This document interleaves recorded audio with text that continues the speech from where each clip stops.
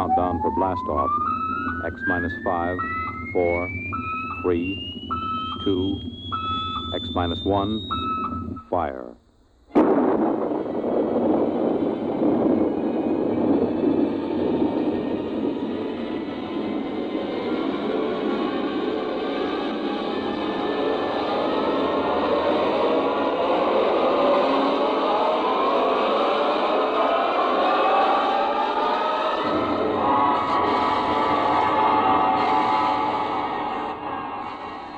From the far horizons of the unknown come tales of new dimensions in time and space.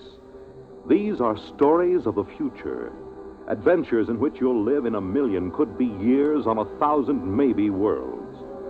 The National Broadcasting Company, in cooperation with Galaxy Science Fiction Magazine, presents X minus 1.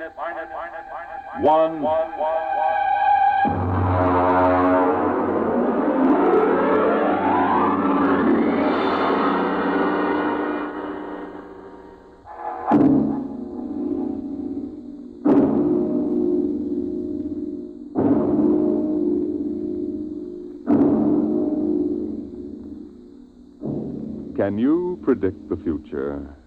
Can you tell what will come in 100 years? Or in 10? Or in the next minute? Tonight we present two ventures into the unknown, two fantasies of the future, chosen from the works of one of our most brilliant young science fiction writers, Ray Bradbury. First, his story entitled, There Will Come Soft Rains.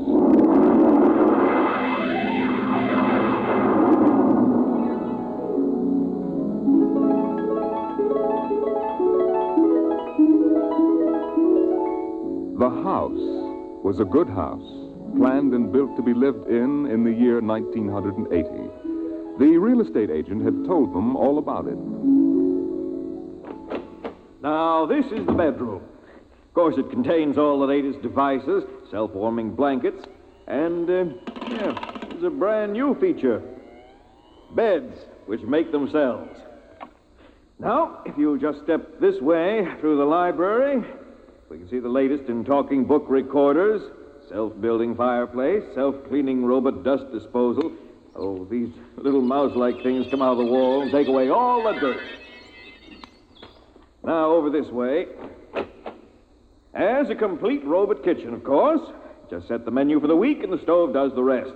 Then there's the automatic hydroponic garden, self-sprinkling fire protection. See, the house is fully automatic. Well, you could go away for a year and it would run itself.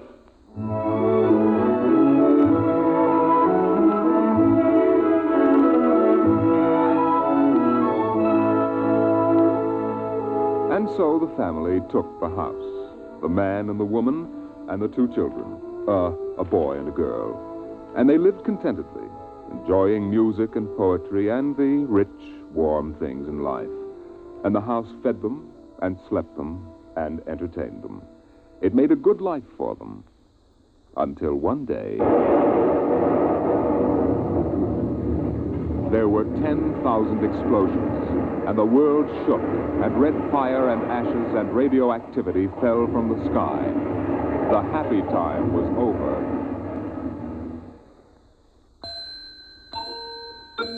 Tick-tock, 7 o'clock, time to rise, open your eyes. Tick-tock, 7 o'clock, time to rise, open your eyes. But the house lay empty. The clock talked to the empty morning. In the kitchen, the stove sighed and ejected from its warm interior 8 eggs, sunny side up, 12 bacon slices, 2 coffees, and 2 cups of hot cocoa. 7-9, breakfast time, come and dine. 7-9. Today is April 28th, 1985. Today, remember, is Mr. Featherstone's birthday. Insurance, gas, atom heat, and electricity bills are due. In the walls, relays clicked, memory tapes glided under electric eyes, recorded voices moved beneath steel meters. 8-1, run, off to school, off to work, run, tick-tock, 8 o'clock, But no doors slammed. No carpets took the quick tread of rubber heels. At 8:30, the eggs began to shrivel. An aluminum wedge scraped them into the sink. 9:15, time to clean. 9:15, time to clean. Out of the wall, hundreds of tiny mechanical mice darted. The rooms were acrawl with small cleaning animals, all rubber and metal. They sucked up the hidden dust and dirt and popped back into their burrows. At 10 o'clock, the sun came out from behind the rain. The house stood alone on a street where all the other houses were rubble and ashes. At night, the ruined town gave off a radioactive glow which could be seen for miles. At 10:15, the garden sprinkler filled the soft morning air with golden fountains. The water tinkled over the charred west side of the house, the side which had been facing the blast. It was black, except in 5 places.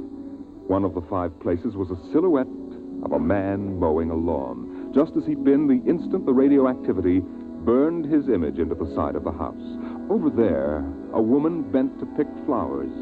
Still further over, their images burned into the wood, where a small boy, hands flung into the air, higher up the image of a thrown ball, and opposite, a girl, her hands raised to catch a ball which never came down.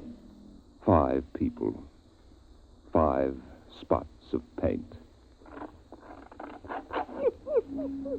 On the front porch, the dog whined and shivered. The front door recognized the dog's voice and opened. The dog padded in wearily, thin to the bone, covered with sores. It ran to the kitchen and pawed the kitchen door wildly. Behind the door, the stove was making pancakes which filled the house with their odor, as prescribed by the automatic preset menu selector. The dog frothed, ran insanely, spun in a circle, biting its tail, and died. 1 o'clock, 1 o'clock. Delicately sensing decay, the regiments of mice hummed out of the walls, soft as blown leaves, their electric eyes glowing. 1:15. The dog was gone. 2:15. Bridge tables unfolded from the walls of the patio. Playing cards fluttered onto pads. Martinis appeared on an oaken bench. But the tables were silent, the cards untouched. 5 o'clock, 6 o'clock, 7 o'clock, 8 o'clock, 9 o'clock. Dinner was made, ignored, flushed away. Dishes were washed. In the study, the tobacco stand produced a cigar with half an inch of gray ash upon it, smoking, waiting. The hearth fire bloomed out of nothing. 9 o'clock, 9 o'clock. The beds began to warm their hidden circuits, and the phonograph spoke from beside the fireplace. Mrs. McClelland, what poem would you like to hear this evening? Mr. McClelland? Since you express no preference, I shall select at random from among your favorites. Sarah Teasdale, There Will Come Soft Rains. There will come soft rains, and the smell of the ground, and swallows circling with their shimmering sound, and frogs in the pools singing at night, and wild plum trees in tremulous white. Robins will wear their feathery fire, whistling their whims on a low fence wire, and not one will know of war. Not one will care at last when it is done. Not one would mind, neither bird nor tree, if mankind perished utterly. And spring herself, when she woke at dawn, would scarcely know that we were gone. The phonograph finished the poem. The empty chairs faced each other between the silent walls. At 10 o'clock that evening, the house began to die. The wind blew the bough of a falling tree into the kitchen window, smashing it. A bottle of cleaning fluid crashed on the stove.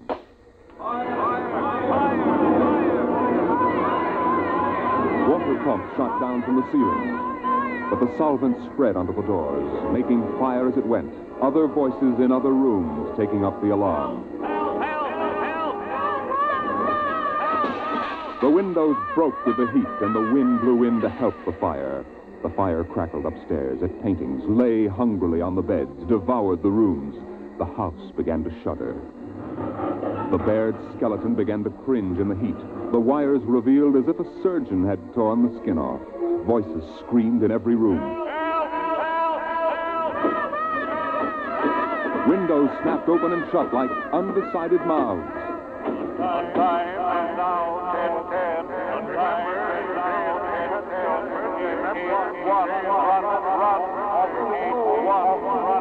1,000 things were happening at once, like the interior of a clock shop at midnight.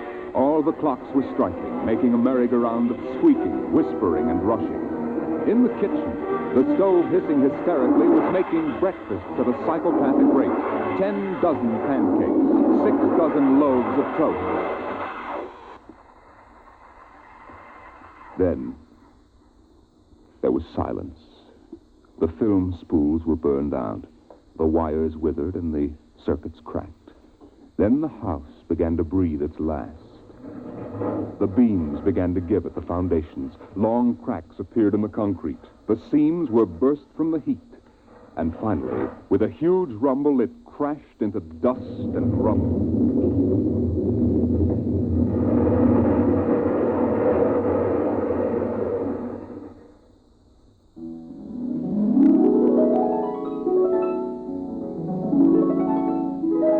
Dawn shone faintly in the east.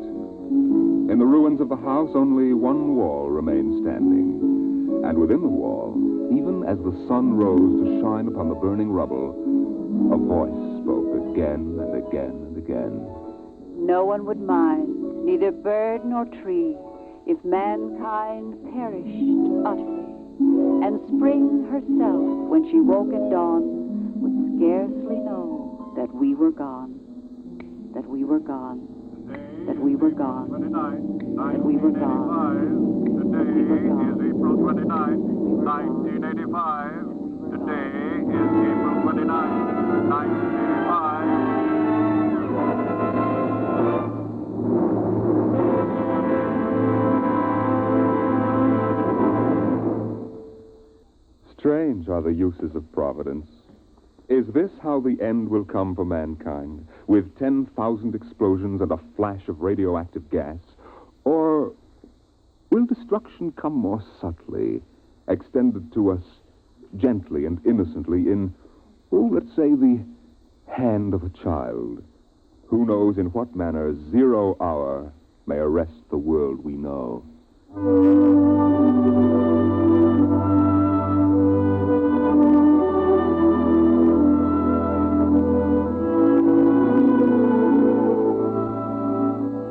It was a perfect summer day in the year 1985. The streets were lined with green, peaceful trees. Businessmen sat in their quiet offices, taping their voices or watching televisors. Rockets hovered like darning needles in the blue sky. There was the universal quiet conceit and easiness of men accustomed to peace, quite certain that there would never be war or trouble again. There were no traitors among men, no unhappy ones, no disgruntled ones. The world was upon stable ground. Sunlight illumined the suburbs, and the town drowsed on a tide of warm, sunlit air. On the lawns, the children played, catapulting this way and that across the green grass, shouting at each other, holding hands, flying in circles, climbing trees, and laughing. And in the homes, busy mothers prepared for the evening arrival of their husbands. Excuse me, Mom. Good heavens, Mick, what's all the excitement? We're playing a game, Mommy, the most exciting game ever. What are you doing in that cabinet? I need some tools for Daddy's kit. Your father may not like... Oh, I'll take good care of them, Mom, I promise. Very well. Don't you lose anything. Oh, thank you, Mom. You want a glass of milk? Can't stop now, Mom. What's the name of the game, Mink? Invasion. Invasion. What will they think of next?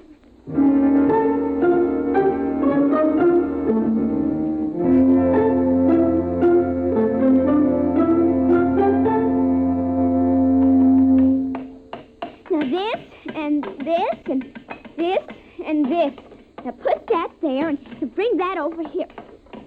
know, you ninny. Now get back while I fix this.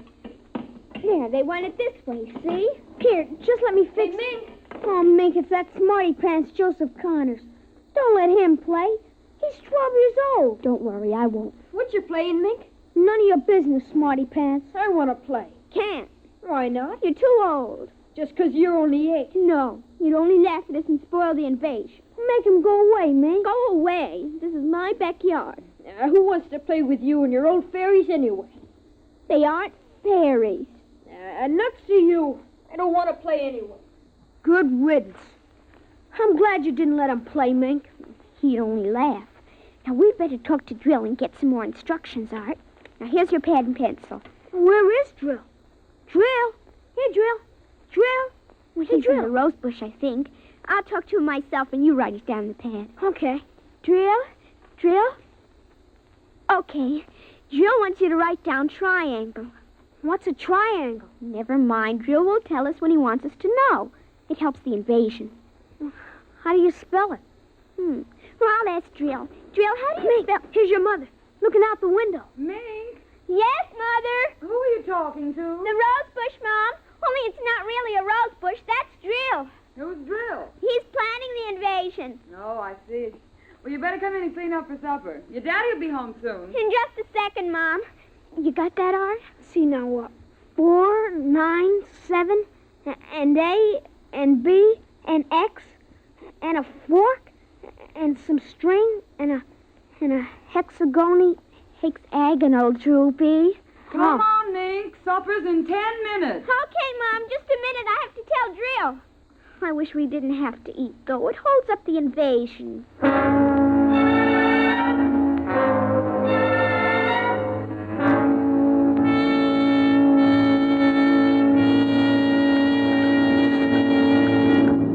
Mink, for heaven's sake, slow down. You'll choke on that soup.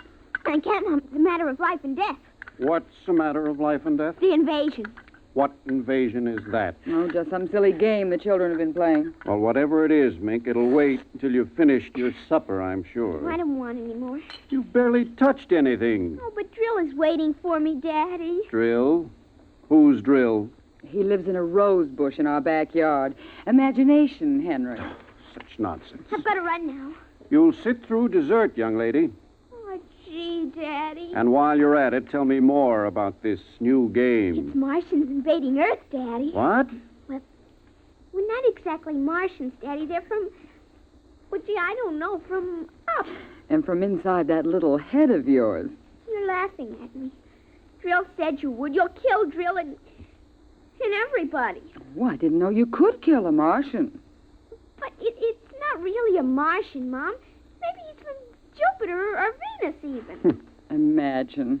They couldn't figure out a way to attack the Earth. We are impregnable. Impregnable, dear. Well, that's the word Drill said, Well, anyway, that was the word, Mom, the same word. Anyway, so we're helping them. Now, who's helping who? Well, the kids are helping the Martians. Oh, fifth column, eh? Well, Drill says in order to make a good fight, you got to have a new way of surprising the people. That way you win. And he says also you got to have help from your enemy. Pretty slick, those Martians, using the kids for a fifth column, eh, Mary? And hiding under rose bushes, too, Henry. Don't forget that. Well, that's because grown-ups never look under rose bushes. Only kids. Oh, I see. Well, finish your fruit, darling. You can play for an hour afterward. Mary. Oh, it's so nice out, Henry, and there's no school tomorrow. Very well. Till 8 o'clock. Drill says after the invasion we can stay up as late as we want. No more bets, either. Oh, is that And we so? can watch all the grown-up televisor shows. I don't wonder this invasion has caught on among the kids. Well, some of the kids are giving us trouble, like Dale Britz and Petey Jarrett. They're growing up, so they won't believe in the invasion. They make fun, worse than parents, even. I hate them worst. We'll kill them first. I hope you're saving your father and me for last. But Drill says you're dangerous. What?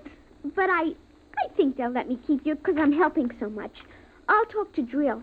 Maybe we won't have to kill you. Mary, I think this nonsense has gone far enough. Can I go out now, please? Yeah, run along, dear. Don't worry, Dad. I won't let them hurt you.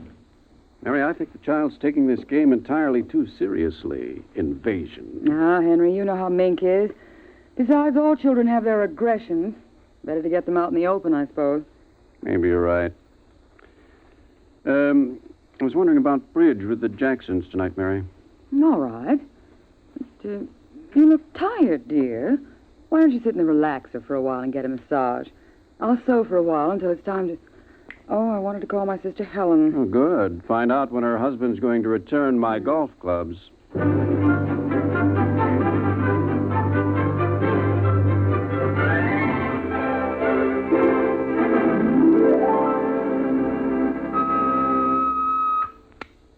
Televisor. Would you please connect me with Mrs. Helen Rogerson on channel 72Z, Pittsburgh, Pennsylvania. What is your channel, please? 817X, New Rochelle, New York. Thank you. Just a moment. Go ahead. You can see your party now. Hello, Mary. How are things in New York? Fine, Helen. How are things in Pittsburgh?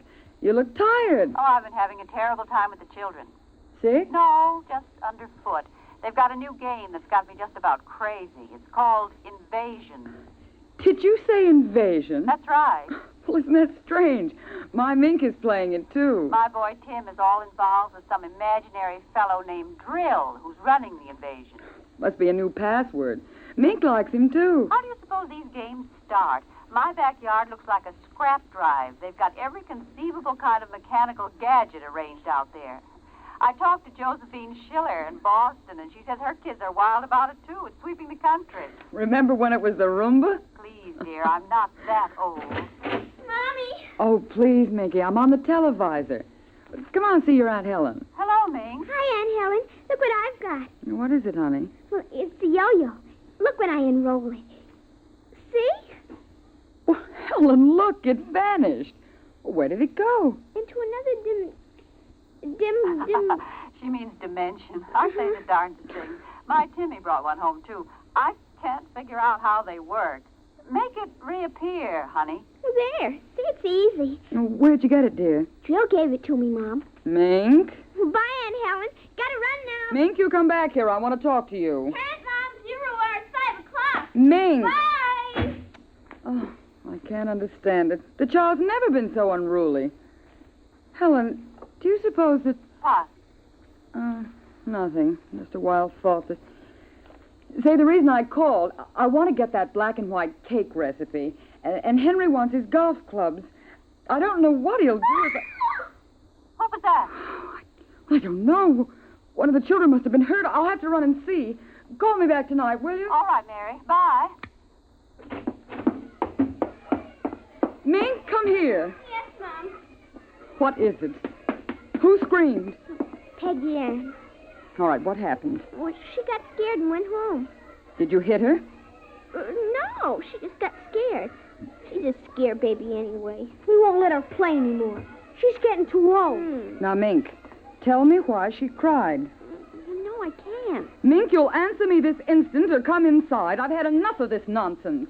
Gee, I can't quit now, Mom. It's almost 0 hour. Then tell me what frightened Peggy Ann. Okay, she saw Drill. Drill? He almost came through. He was just testing. Through what? Well, those pipes and things we set up. She looked into one of the pipes and screamed. I guess she saw Drill. And no one hit her? Uh-uh. Very well, Mink. I'll call Peggy Ann's mother and see how she is. And I'll call you for your bath in half an hour. Your father and I want to go out tonight. You won't be able to go out, Mom. Why not? 0 hour is 5 o'clock, Mom.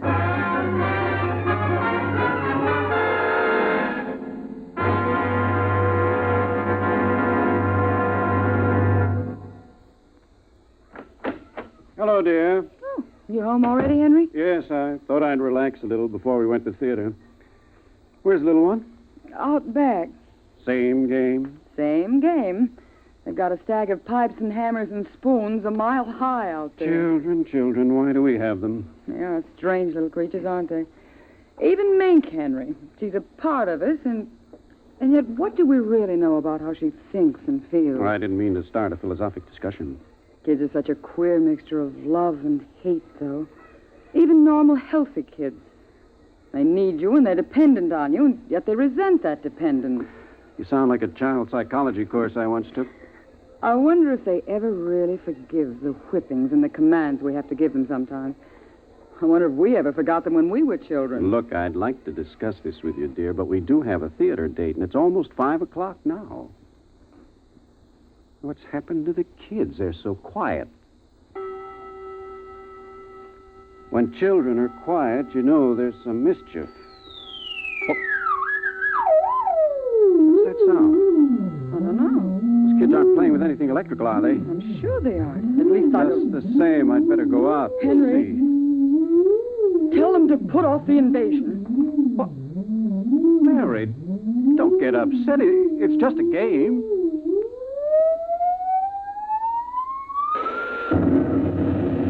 Good Lord, what's that? Look out the window, Mary. What is it?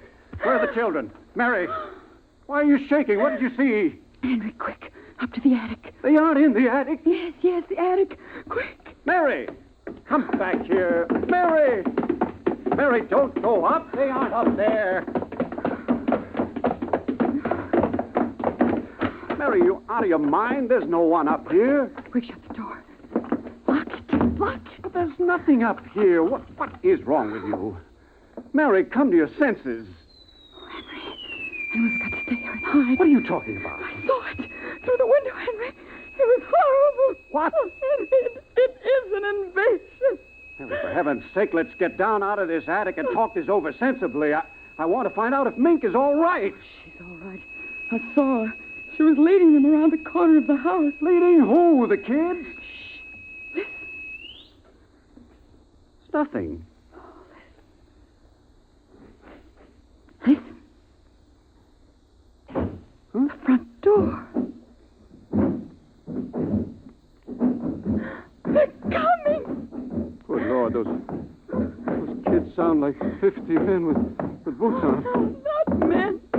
Oh, please, God, don't let them find us. Don't let them find us. I don't understand. Who's there? Shh, don't shout there. Who's down there? I demand that you answer me. They're coming. The whole house is shaking. Who? Who's there? Please, be quiet. They might go away. Henry. Henry. Mom? Dad? Are you in the attic? Henry, listen. It's Mink. Mink. We've got to save her. Henry, you don't understand. She's leading them. What? She's leading them. She's on their side. Oh, please, God, forgive them. The children on their side? Oh, she told us, but we wouldn't believe her. Henry, they're coming out. Mom? Dad, we know you're in there. Well, I guess you better melt the lock, Trill.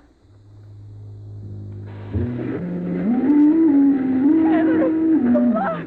It's melting. The door. Oh, dear God. Mom? Dad? Oh, I see you now. Peekaboo!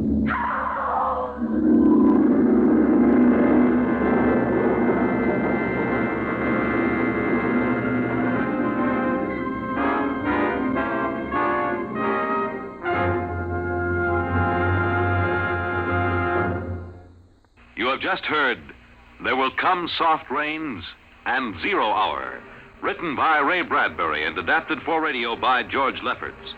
Featured in the first story as narrator was Norman Rose. 0 Hour featured Denise Alexander as Mink and Rita Lynn and Roger DeKoven as her mother and father. Music by Albert Berman. This is Fred Collins speaking. X-1 was directed by Edward King and is an NBC Radio Network production.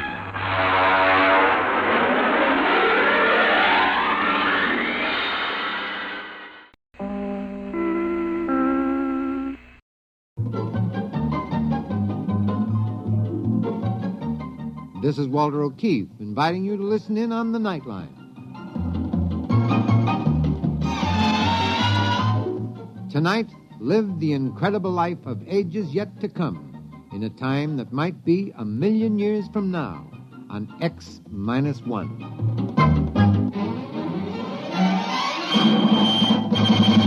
Now, an incredible story of the world beyond. Countdown for blast off. X-5, 4, 3, 2, X-1, fire.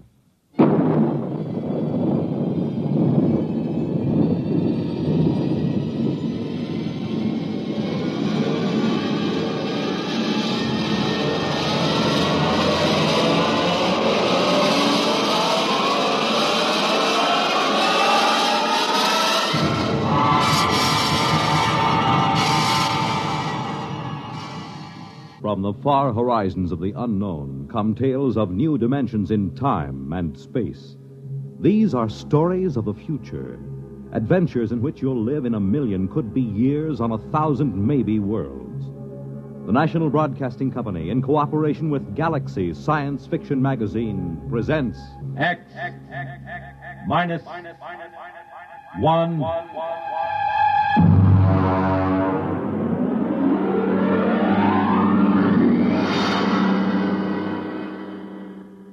Tonight's story, Skulking Permit, by Robert Sheckley.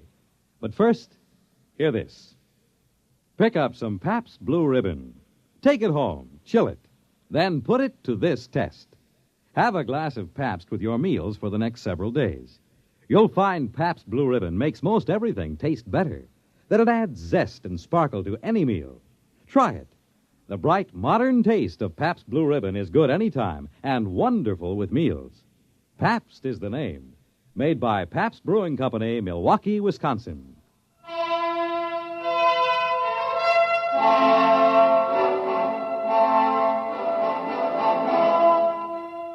Now, X-1 and Skulking Permit by Robert Sheckley.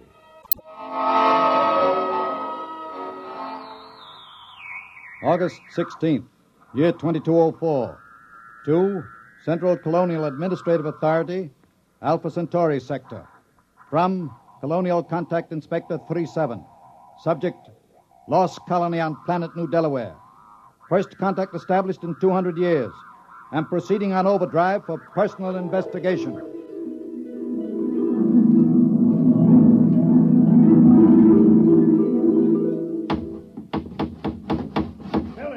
Billy Painter, I thought I told you to take consult it easy, me. Mayor. I put the sign up. No aliens allowed within city limits.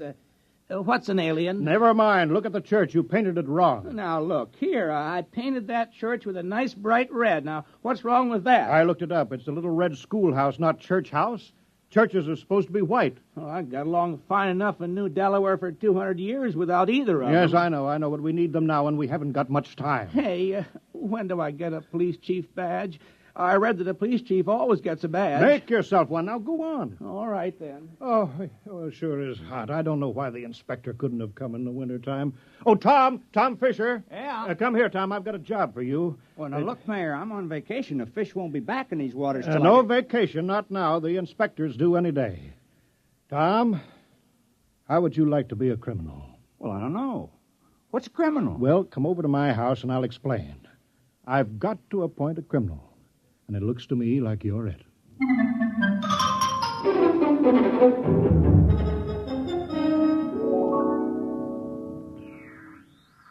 Delaware. New Delaware. Do you hear me, New Delaware? Come in immediately. Yes, we hear you. This is Colonial Inspector 37. You of New Delaware are still a colony of Earth and subject to our laws.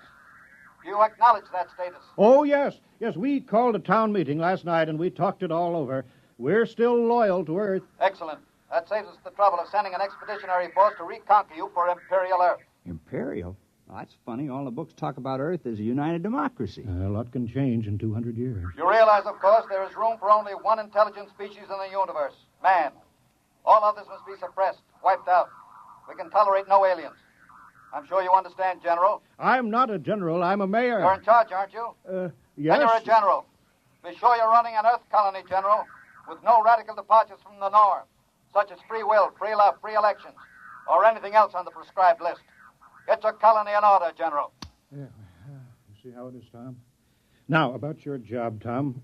I'm appointing you town criminal. Well, I don't see why there has to be a criminal. All the books say so. The criminal is as important as the postman or the police chief. He works against society. If you don't have people working against society, how can you have people working for it? I don't want to do it. Oh, now be reasonable, Tom. When this inspector comes, how can I hold my head up and tell him we don't have any crime? Don't you see that? Right there, the whole thing falls through. He'll see that we're not truly Earth-like. We're faking it. We're aliens. And you heard what he said about being rough on aliens. Well, yeah. But why me? Now, I'm supposed to have vacation now that the fishing season's over. Never mind. You're our criminal. Here, I've got this paper all made out for you just to make it legal.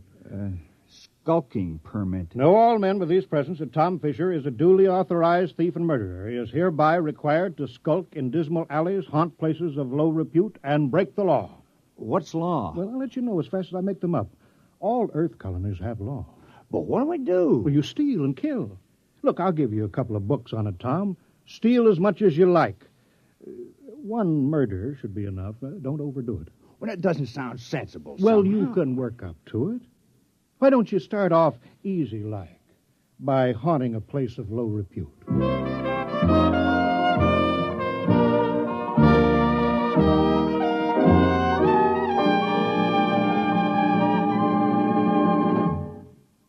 You're listening to Skulking Permit, tonight's attraction on X-1.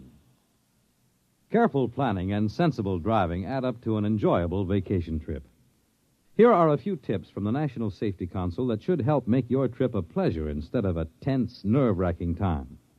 Before you leave, have the car given a thorough checkup to be sure it will always respond properly to your careful control. Check the emergency equipment you'll need, such as a first aid kit, keys, permits, identification, flashlight, tire-changing equipment, and your unexpired driver's license. Plan your trip for frequent rest stops with a good night's sleep each night. And then, on your trip, pay attention to the job at hand and don't daydream. Stop off the road to see the sights or read the map. Be prepared for winding and straight roads, level and hilly roads, and changing traffic patterns between urban and rural areas. Obey all speed limits, traffic signs, and signals, and keep your distance behind the driver ahead. This vacation is what you've been waiting for all year. Enjoy it with sensible driving.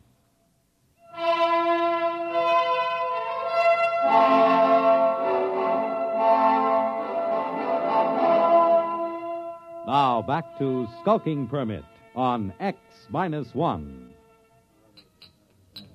Miss Filling. Hey, how come you ain't out thieving now, Tom? Oh, I'm planning. My permit says I have to haunt places of low repute, and that's why I'm here. Oh, this ain't no place of low repute.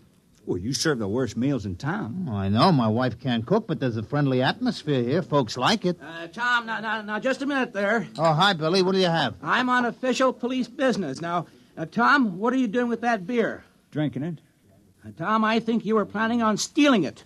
You're a suspicious character. I think I'd better lock you up for further questioning. No, Billy, what are you doing? I'm doing my duty, Mayor. Tom here is looking mighty suspicious. The book says... I know what the book says. I gave you the book. You can't go arresting Tom, not yet. Huh? Acting suspiciously isn't a crime. All right. But I was just trying to do my job. I'll still get you, Tom. Remember, crime does not pay. Crime does not... Hey, that's a real slick way of putting it, isn't it? I thought it was kind of catchy. I read it in the book.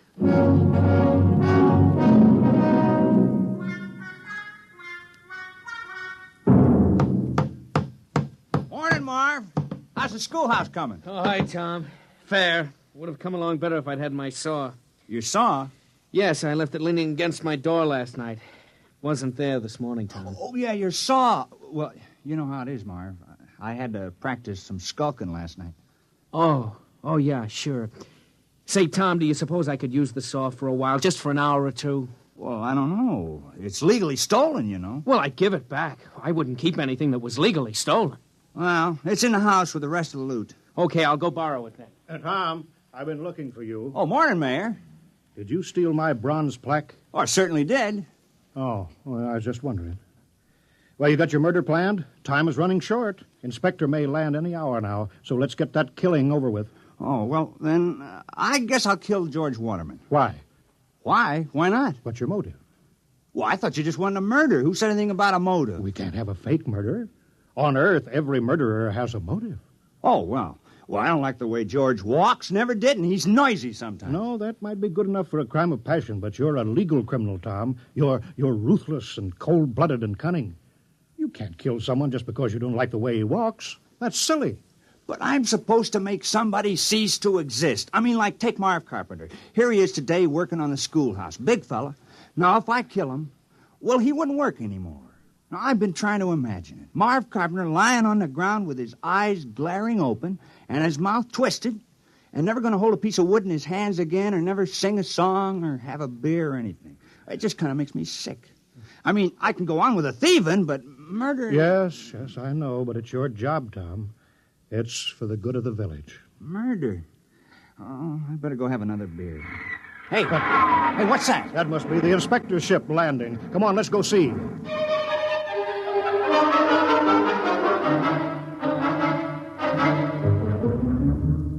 Perimeter guard advance. Sidearms to be worn at all time. And guards at battle stations. Welcome to New Delaware. Thank you, General. I'm the inspector. This is Mr. Grant, my political advisor. Is this the capital of the colony? Well, I'm afraid there's only one village on the whole of New Delaware. Only one? Grant, I told you when we surveyed the planet we were wasting our time. Patience. We're ready, General. Let's inspect your village.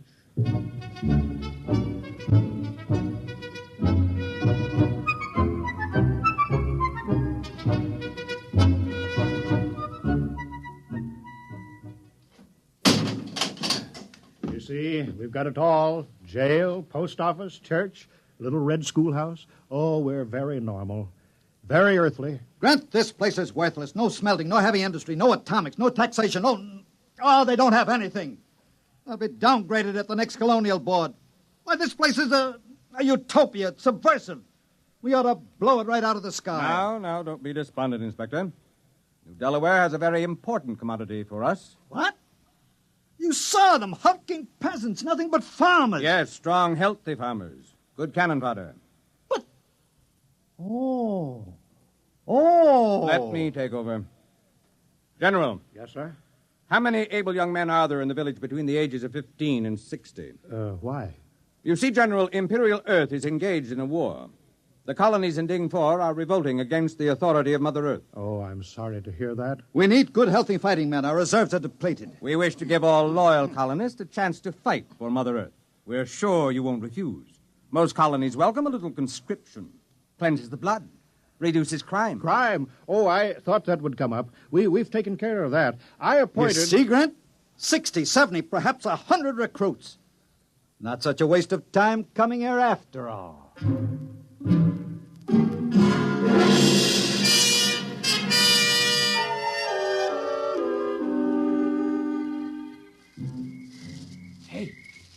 Hey, wait a minute, Mayor. Oh, hello, Tom. What are you doing? Well, you said there had to be a murder, so No, wait just a minute. Look, I didn't mean me. It can't be me. You haven't any motive. Well, I've been pretty sore about you appointing me town criminal. Look, it was the mayor who appointed you, wasn't it? Well, sure. Well, then, look, I'm not the mayor anymore. I'm a general. Look, you see, stars, gold braid. Well, what's that got to do with it? Well, you missed the ceremony this afternoon, Tom. The inspector said I had to wear a general's uniform. It was a very friendly ceremony. All the Earthmen were winking at me and each other. Oh, congratulations. But you were the mayor when you appointed me criminal, so my motive still holds. Yes, but killing a general isn't murder. It's mutiny. Oh, well, I'm sorry. Oh, that's all right, Tom. It's just that I've read up on it and you haven't. Well, I better get back. The inspector wants a lot of the men he can draft. Are you sure this murder is necessary? Oh, yes. Yes, absolutely. Just not me.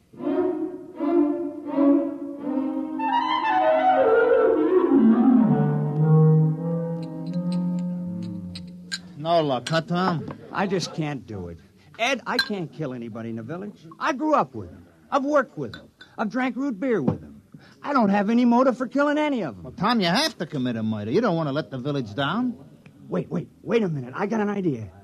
Ed, suppose I kill the inspector. What's your motive? Oh, it would be a very terrible crime. I'd be killing for glory, for fame, for notoriety, and it'll show Earth how earthy New Delaware really is. Well, they'll say crime is so bad here that a criminal actually killed their inspector on the very first day. Yeah. Well, how you going to do it? Well, one of those soldiers got drunk on a bottle of your Keebler juice, and I stole his gun. Well, I better get going. I'll wait for him on the path between the mayor's house and the ship. Yeah, good luck, Tom. Yeah, thanks.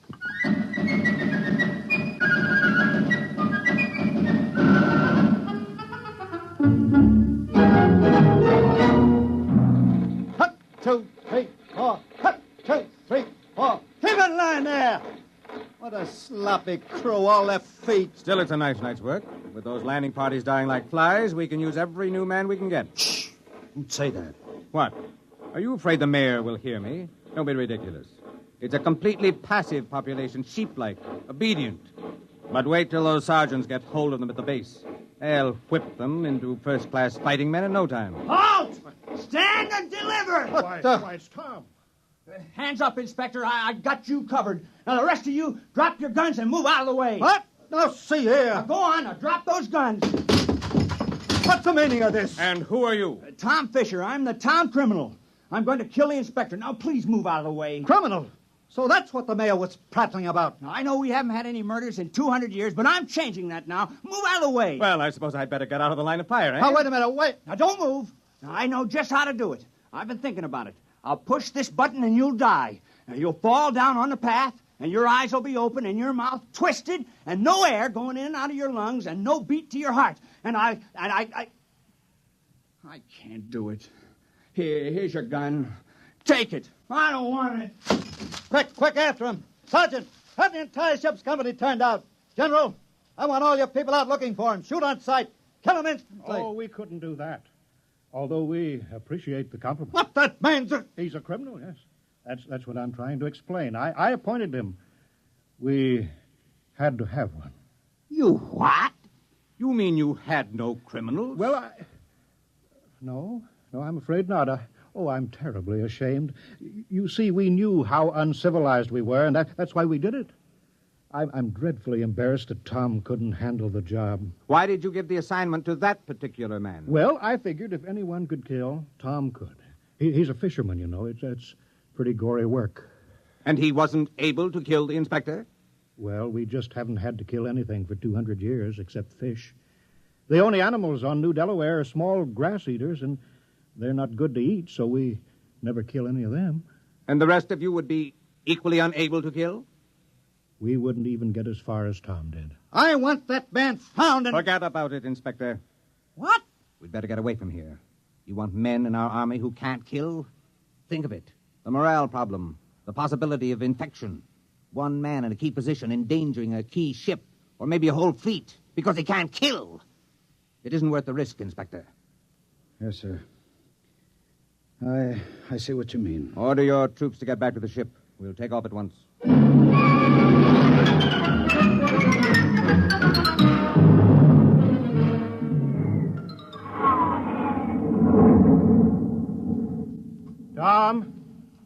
Tom, you can come out now.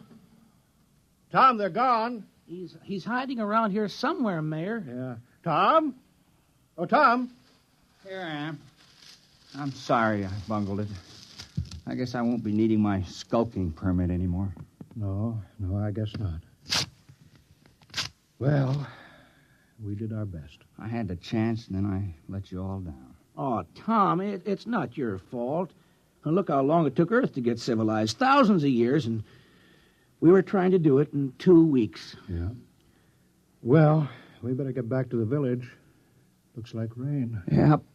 Soon I'll start fishing again. Say. What is it, Tom? I think I could have done it if I'd only had the sense to think of the inspector as a fish. Well, it's too late now. I guess I'll let the village down.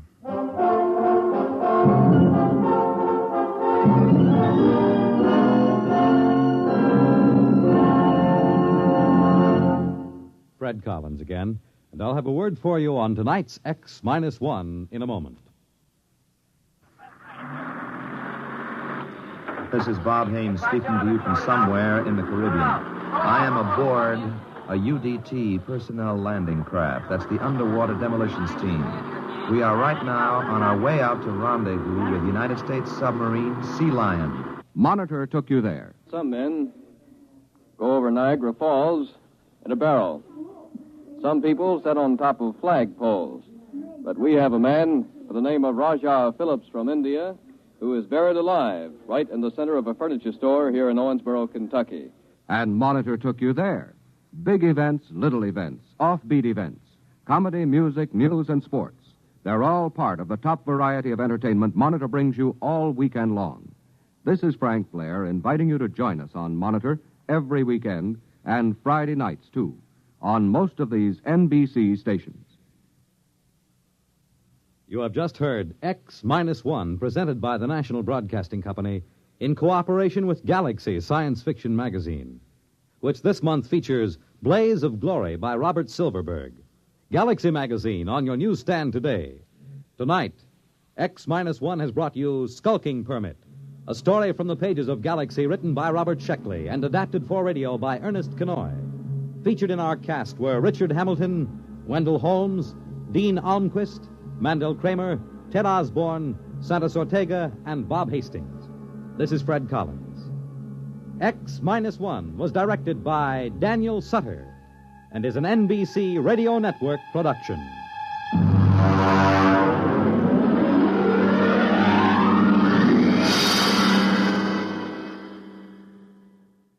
There's excitement in the air at night, and Nightline brings it to you. Hear Nightline with Walter O'Keefe, next on most of these NBC stations.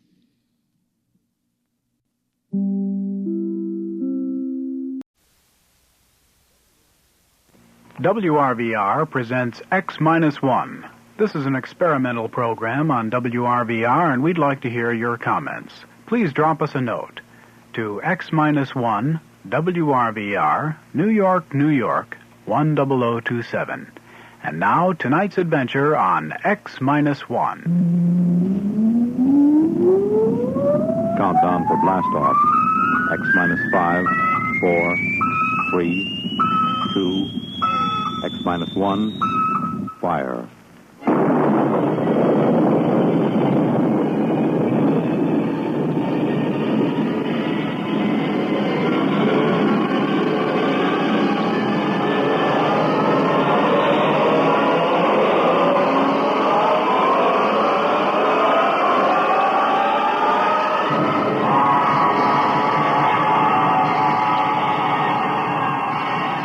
From the far horizons of the unknown come transcribed tales of new dimensions in time and space. These are stories of the future, adventures in which you'll live in a million, could be years, on 1,000 maybe worlds. Renaissance Radio Network, in cooperation with Galaxy and Worlds of If Science Fiction Magazines, presents X-1.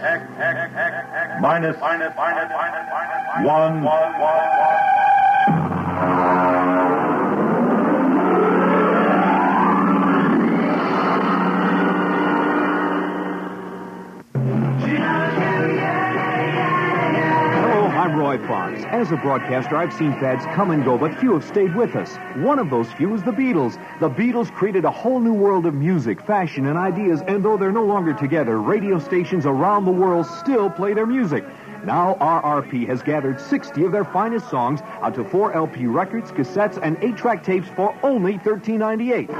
You get such Beatle greats as I Want to Hold Your Hand, Hard Day's Night, Bangladesh, Hey Jude, Michelle, Help, The Ballad of John and Yoko, Sgt. Pepper, and I Love Her, Yellow Submarine, and 50 other great hits. You get your choice of stereo records, 8-tracks, or cassettes for only $13.98. This is an album that you'll want to keep, and it will surely grow more and more valuable in years to come. Here's your announcer to tell you how to order.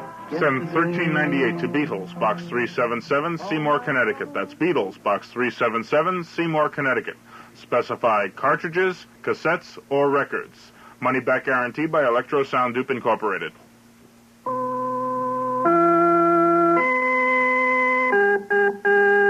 Tonight, The Iron Chancellor by Robert Silverberg, starring Leon Janney and Evie Juster.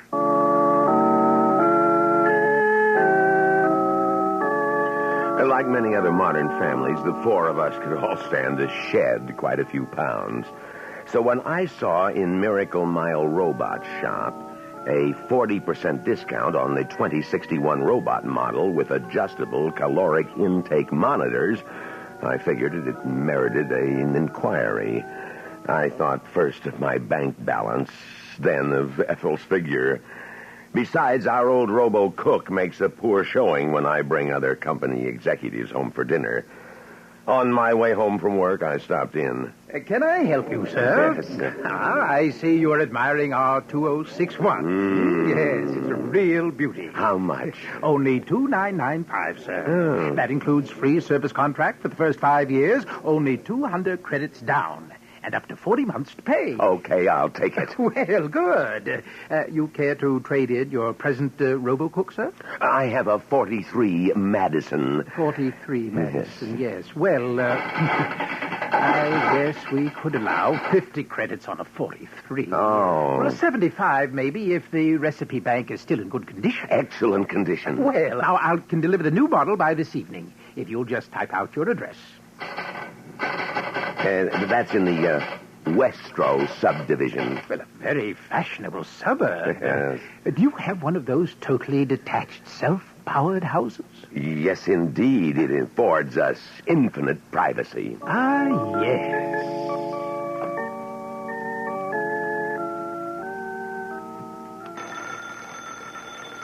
I'll get her. Who is it, Myra? It's a Mr. Robinson, Daddy, of Robinson Robots. And he's got a bulky package to deliver. It's A surprise, my dear. What in the world is... Myra, show him in, please. Oh, all right. There we are. Got him all wrapped. All 7 feet of it, Mr. Carmichael. Lots of delicate circuitry in that job. You ought to be very proud of him. Joey, help Mr. Robinson unpack the new robo-cook. No. That's okay. I can manage it. And it's not a robo-cook, by the way. It's called a robo-servitor. Sam, it must be a fortune. It's very reasonable, Ethel. Now, don't worry so much. There. This is the instruction manual. Now, don't fret about the thickness of the booklet. It's just part of the trimmings. This robot's no trouble to handle. Now, here's the recipe bank. Biggest and best ever designed. And what about the special features? The reducing monitors, you mean? Yes. Well, they're right over here, see? You just program in the names of the members of the family and their present and desired weights. And the robo-servitor takes care of the rest. Computes caloric intake, adjusts menus, and everything else. I told you I was going to do something about our weight, Ethel. No more dieting. The robot does all the work. Oh, my. I don't think there'll be any trouble. But if there is, just give me a buzz. Right. I felt a momentary twinge of nostalgia when Robinson took our obsolete robo-cook. After all, it was with us 16 years. That night, the 4 of us spent the evening discovering things about our new robot. Joey prided himself on his knowledge of practical robotics, so I let him integrate our weights and desires. You wish this schedule to take effect immediately? Oh, well, tomorrow morning at breakfast. We might as well start right away. Good morning, one and all. Oh, good morning. Your toast and coffee, sir. Well, I like cream and sugar in my coffee. You must learn to drink your coffee without such things if you wish to lose weight. Oh, yes. Yes, of course. Well, this regimen is more Spartan than I anticipated. Joey, why don't you pour that glass of milk into the cereal? Won't it taste better that way? Sure it will, but Bismarck says I won't get another glass if I do, so I'm eating this way. Bismarck? It's the name of a famous 19th century German dictator. They called him the Iron Chancellor. Pretty good name for him, huh? No, it's silly. Well, it has a certain ring of truth, though. Here is your luncheon menu. You are the only member of this family group who will not be eating 3 meals a day under my personal supervision. Please adhere. And I did. even though I had to avoid my colleagues and eat at a robo-cafeteria so as not to be ribbed or questioned. Needless to say, I wasn't full. Dinner loomed in my mind. My hands shook. When I arrived home that night, I handed the robo-servitor my hat and cloak and, as always, reached out for my cocktail. Yes, sir. How may I assist you? Well, are we, out of gin? No, sir. How come no drink, then? Because, sir, a martini's caloric content is inordinately high. But gin is rated at 100 calories per ounce, and Okay, enough. It is almost dinner time, sir. Did you have a good day, sir? No, I'm hungry. The first days of diet are the most difficult. Excuse me now while I prepare the meal. The name Bismarck was beginning to fit him more and more. After dinner, if you can call it that, Bismarck was in the basement. He gave us a chance to speak privately. Lord, Sam, I don't object to losing weight, but we're being tyrannized in our own home. Mom's right. It doesn't seem right for that thing to feed us whatever it pleases. I'm not happy about it either, but we have to give it a try. We can always make readjustments in the programming if it turns out to be necessary. I had 3 meals in the house, and I'm starved. Me too. Bismarck's downstairs. I'm going to get a slice of lemon pie while the coast is clear. No. No? There is no sense in my spending 3,000 credits on a dietary robot if you're going to cheat, Joey. I forbid you to have any pie. But, Dad, I'm hungry. I'm a growing boy. Now, don't give me that line. Sam, we can't starve Joey. If he wants pie, let him have it. Oh, you're carrying this reducing fetish too far. Well, all right. I guess a bit of pie won't wreck the plan. In fact, I suppose I'll have some myself. Joey, begging your pardon. It would be most unfortunate if you were to have pie now, Mr. Carmichael. My calculations are very precise. Let's forget the lemon pie, Joey. Bismarck, yes, Bismarck, had in the next few days usurped Ethel's job of marketing. So now the cupboards were stocked with measure amounts of wheat germ, irrigated salmon, and other unfamiliar foods. The kids were brooding, so... Yes, Mr. Carmichael? Bismarck, go down to the basement until I summon you. I must advise you, sir, that I will detect indulgence in any forbidden foods during my absence and adjust for it in the next meal.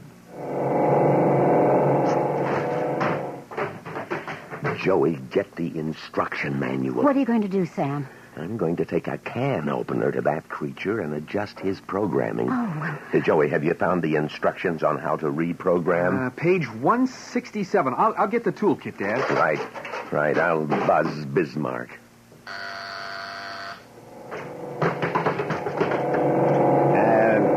Bismarck, I'm afraid it's necessary for us to change your program. We've overestimated our capacity for losing weight. I beg you to reconsider, sir. Extra weight is harmful to every vital organ in the body. I plead with you to maintain my schedule unaltered. I'd rather cut my throat. Joey, inactivate him and do your stuff. Lever F2 with the yellow indicators to be advanced 1 notch. Now twist dial B9 to the left, thereby opening the taping compartment and... Oops.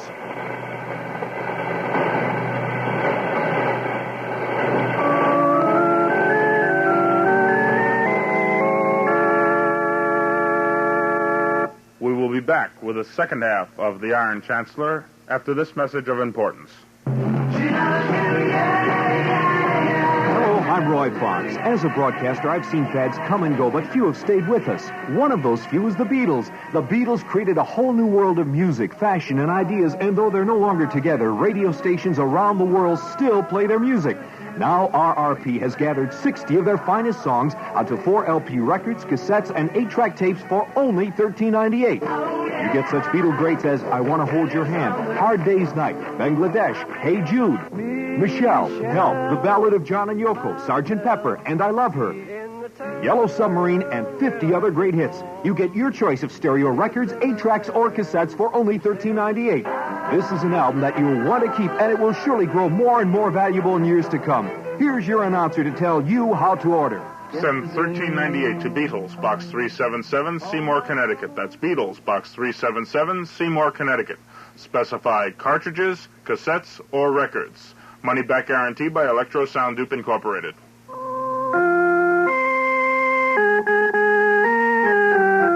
And now we return to X-1 and the Iron Chancellor by Robert Silverberg.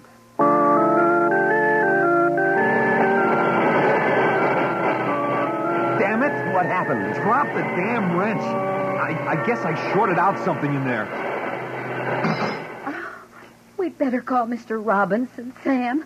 A short-circuited robot is likely to explode or worse. Oh, we should have called Robinson in the first place.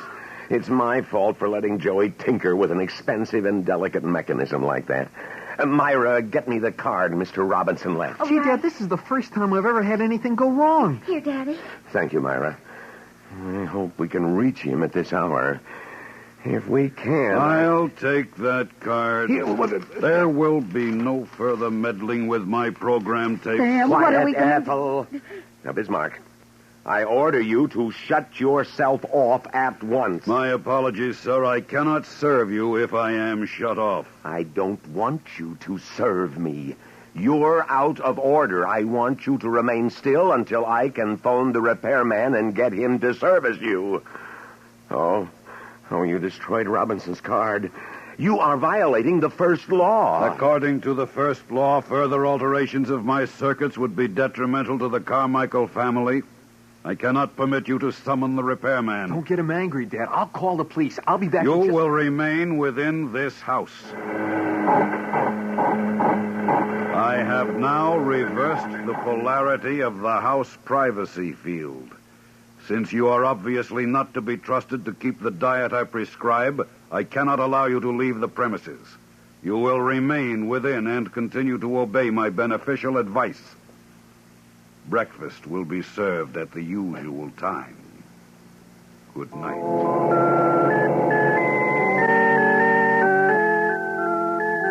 I awoke late, well past 9. Bismarck had neatly canceled out the impulse from the house that woke me at 7 each morning. After black coffee and toast, I tried the front door until I was in a sweat. I beg your pardon, sir. The door will not open. I explained last night. The force field is around the entire detached dwelling. Now, in theory, the field could be penetrated from the outside, but nobody comes calling without an invitation in Westro. It is not one of those neighborly subdivisions where everyone knows everyone. That was why we picked it. Dad, the phone connection's severed. Damn him. He can't hold us prisoners here. Oh, Bismarck's short circuit has resulted in exaggerating his sense of functioning.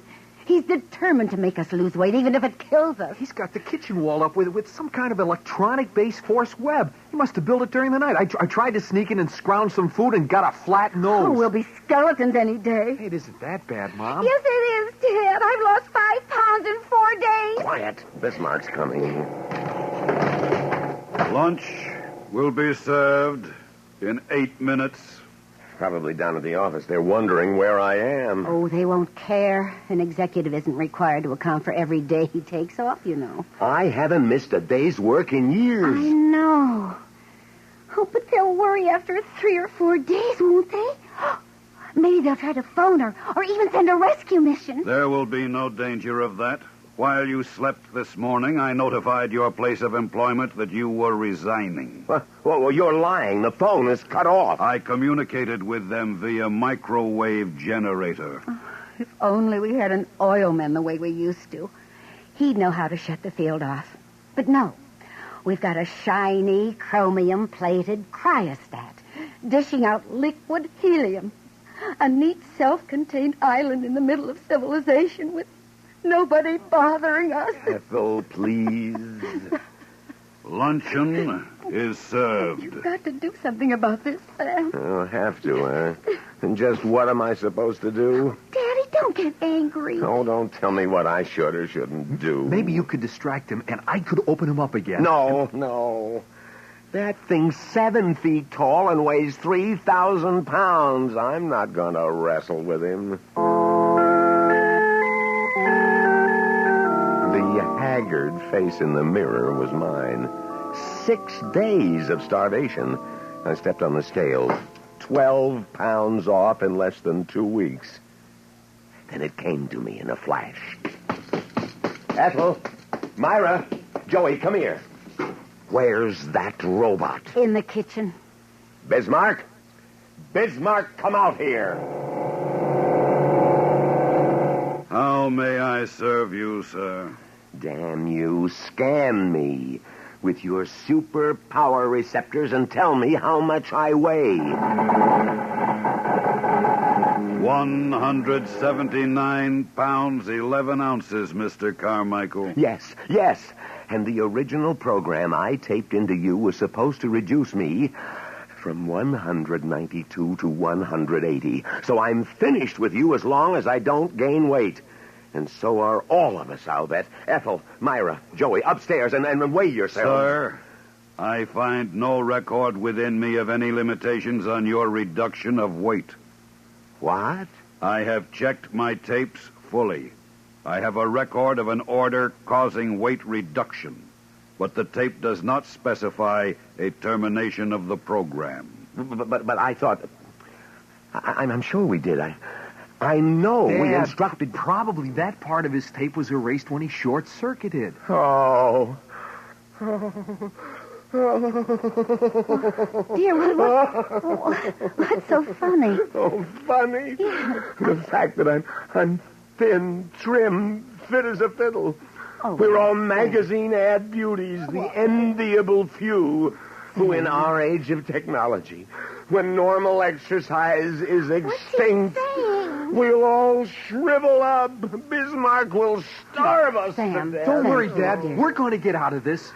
Oh, we won't. We'll never get out. We're going to be reduced ad infinitum. Listen, Dad, I have an idea that I think will work. There's an article on multi-phase generators in last month's Popular Electromagnetics upstairs in my room. Well, go on. Tell me more. Didn't you hear that, Dad? Hear what? The front door. I thought I heard it open just now. Oh, we're all cracking up. I hope I'm not intruding, Mr. Carmichael. Robinson. Yes. How did you get in? Well, through the front door. I could see a light on inside, but nobody answered the doorbell when I rang, so I just stepped right in. Your doorbell's out of order. I thought I'd tell you. No, it's rude. No, don't but apologize. We're delighted to see you. Well, I was in the neighborhood, you see, and I figured I'd drop in and see how things were working out with your new robot. Well, as a matter of fact, your robot has held us prisoner here for 6 days and is gradually starving us to death. Held you prisoner? Oh, no. Well, I thought you all looked a bit peaking, but, oh, dear.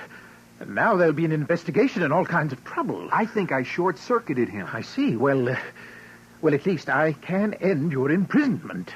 Now, let me see. I have a force field damper in my toolbox. There you are. Yes, it's a great little gadget that neutralizes the blockade. Quick, here he comes. There. That should immobilize him. Oh. Now, let's have a look in that chassis. Oh, free. Free at last. Am I going to eat? I'll eat myself right into oblivion. Warm, buttered rolls, martinis, steak. You know, this really is fascinating. The obedience filters are completely shorted out, and the purpose nodes are somehow soldered together by the momentary high voltage arc. You know, I've never seen anything like this before. Neither have we. Really, though, this is an utterly new breakthrough in robotic science. You see, if we can reproduce this effect, it means we can build self-willed robots. Think of what that means to science. We already know. Oh, I'd love to watch what happens when the power source is operating. For instance, is that feedback loop really negative, or... No. My circuit canceller is destroyed. Bismarck is reactivated. This attempt at interfering with the well-being of the Carmichael family was ill-advised. He moved so fast. He did indeed. Well, luckily, we have an unoccupied guest bedroom for you, Mr. Robinson. Welcome to the home of the Iron Chancellor.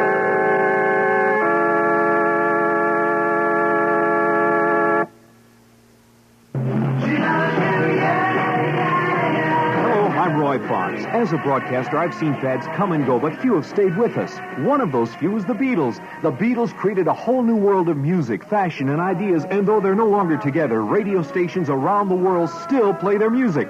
Now RRP has gathered 60 of their finest songs onto 4 LP records, cassettes, and 8-track tapes for only $13.98. You get such Beatle greats as I Want to Hold Your Hand, Hard Day's Night, Bangladesh, Hey Jude, Michelle, Help, The Ballad of John and Yoko, Sgt. Pepper, and I Love Her, Yellow Submarine, and 50 other great hits. You get your choice of stereo records, 8-tracks, or cassettes for only $13.98. This is an album that you'll want to keep, and it will surely grow more and more valuable in years to come. Here's your announcer to tell you how to order. Send $13.98 to Beatles, Box 377, Seymour, Connecticut. That's Beatles, Box 377, Seymour, Connecticut. Specify cartridges, cassettes, or records. Money back guarantee by Electro Sound Dupe Incorporated. You have just heard the X-1 presentation of Robert Silverberg's Iron Chancellor, a story from the pages of Galaxy magazine. Galaxy, science fiction magazine, whose January 1973 issue features an article by astronomer Robert S. Richardson that delves into the existence of the Star of Bethlehem. Also, don't forget Galaxy's sister magazine, Worlds of If, which in its February issue will present Construction Shack by Clifford D. Simak. It was the day of the creation, just another one of those days where everything goes wrong. Galaxy and Worlds of If on your newsstands today. You have just heard The Iron Chancellor, a story from the pages of Galaxy written by Robert Silverberg and adapted for radio by Donna Fonfa. Featured in our cast were Leon Janney, Evie Juster, Jackson Beck, Donald Buca, and Roy Fox. If you enjoyed tonight's broadcast, please write to X-1, Box 377, Seymour, Connecticut. X-1 was directed by Irish Princeton and produced by Sal Trapani, and is a Renaissance radio production.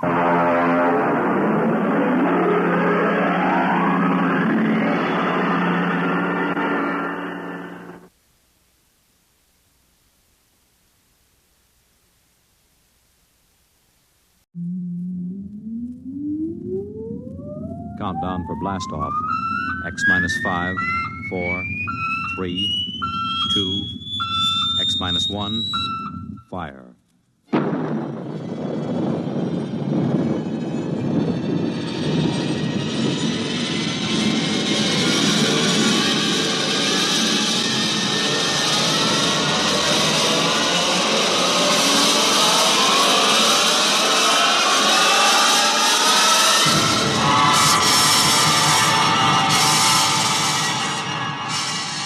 From the far horizons of the unknown come transcribed tales of new dimensions in time and space. These are stories of the future, adventures in which you'll live in a million, could be years, on 1,000 maybe worlds. The National Broadcasting Company, in cooperation with Galaxy Science Fiction Magazine, presents X-1.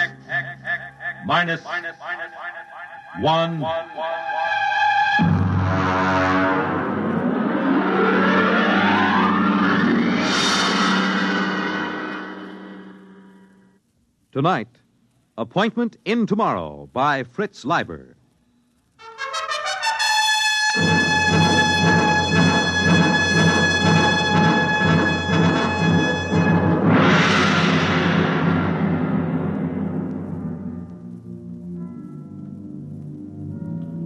The first angry rays of the sun, which surprisingly enough still rose in the east at 24-hour intervals, pierced the lacy tops of Atlantic combers and touched thousands of sleeping Americans with unconscious fear. because of the unpleasant similarity to the ray from World War III's thermonuclear weapons. This was America approaching the end of the 20th century, America of the mask fad for women and the Neo-Cretan dress styles, America of your local radiation hospital, of the endless war and the loyalty detector. In his bedroom in the Thinkers Foundation, George Helmut slept. Calculus to the nucleus, adding a quantum equal to the resultant of G sub 1 prime. Repeating, the quantum... His educational sandman purred learnedly in his ear, droning tensor calculus through the night, filling the hours that used to hold man's formless fears and floating anxieties with the rigid form and anchored shapes of mathematics. Precisely at 8, the sidereal alarm went off. Yeah. Ooh, my head. Oh, shower. 96.8, commence. Under the soothing spray of the body temperature robo-shower, Helmut took a deep breath and cast his mind to the limits of the world and his knowledge. It was a somewhat shadowy vision, but he noted with impartial approval, definitely less shadowy than yesterday morning. Off. Dry blast, commence. Employing a rapid mental scanning technique, he cleared his memory chains of false associations, including those acquired while asleep. He felt the snap of clearing non-thalamic reasoning returning as the brain surged into clear, sharp control. Off. Moving. Color key 705.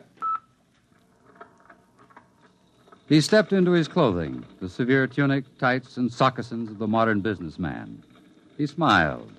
The next big move had come to him in his sleep, as many of his best decisions did, because he utilized the time-saving technique of somno-thought, which could function at the same time as somno-learning. Attention, robo-locator. Category, rocket physicist. Classification, genius level. Time limit for search, 20 minutes. Commence. Take dictation. Dear fellow scientist, a project is contemplated that will have a crucial bearing on man's future in deep space. Ample non-military government funds are available. There was a time when professional men scoffed at the Thinkers Foundation. Then there was a time when the thinkers perforce neglected the professional men. Now both times are past. I would like to consult you this afternoon, 3 o'clock sharp, Thinkers Foundation, signed George Helmut. End of dictation. The president is waiting to see Maisie, sir. He has the general staff with him. March and peace to him. Tell him I'll be down in a few minutes.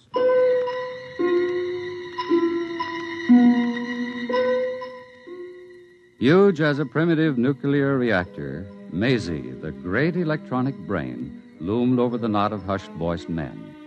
Its front was an orderly expanse of controls, indicators, telltales, and terminals, the upper ones reached by a chair on a boom.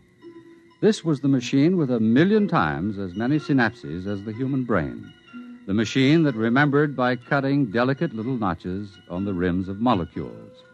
This was the machine that timid cyberneticists and stuffy professional scientists had said could not be built.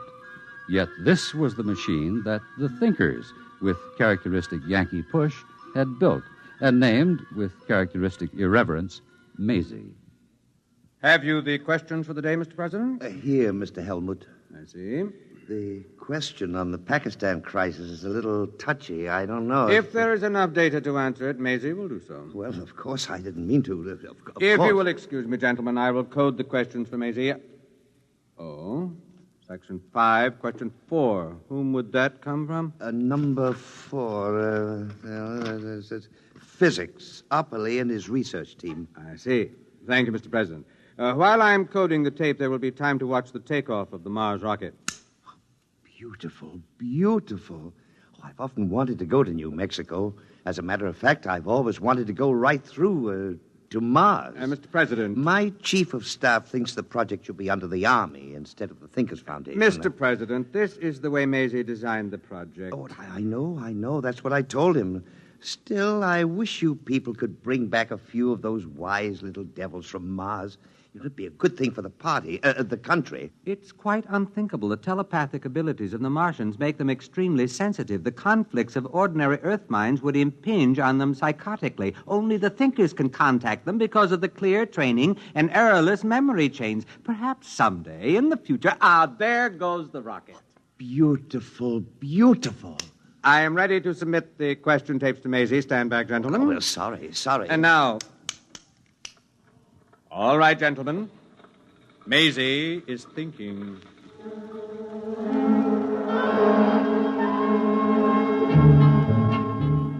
The question tape, like a New Year's streamer tossed out of a high window into the night, sped on its dark way along spinning rollers.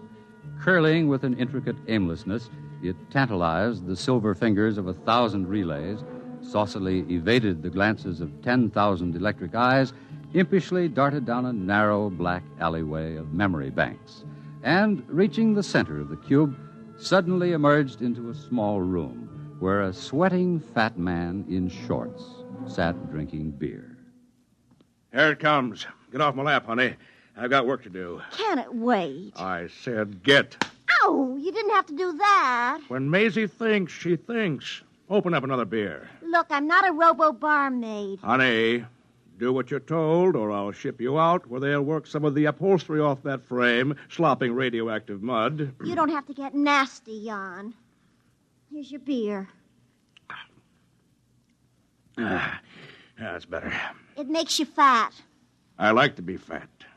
It makes our relationship more poignant. Pass me the questions and get over to your keyboard. You're a greasy pig. But such an attractive pig. Start taping. Why, that dirty... What's the matter? One of the questions. Does Maisie stand for male Zell? For what? Male Zell. Does it? Look, you just keep sitting on your brains and let me do the thinking. Tape. Maisie does not stand for male Zell. Maisie stands for amazing, humorously given the form of a girl's name. Who is Male Zell? Edgar Allan Poe. Huh? It's a story. Male Zell's chess player. About an automaton that was supposed to play chess. Poe proved it had a man inside it. Oh, and they want to know if Maisie... They're wrong. Maisie doesn't have a man inside it. Just a lump of conceited lard. You could have hit me with that. Look at my dress. Get me another glass of beer. I must have come from the physics section of the Research Institute. Opperly and that ape Farquhar. Well, we'll look into that. All right, start taping. Question 1. The midterm election vidcast should be spaced as follows.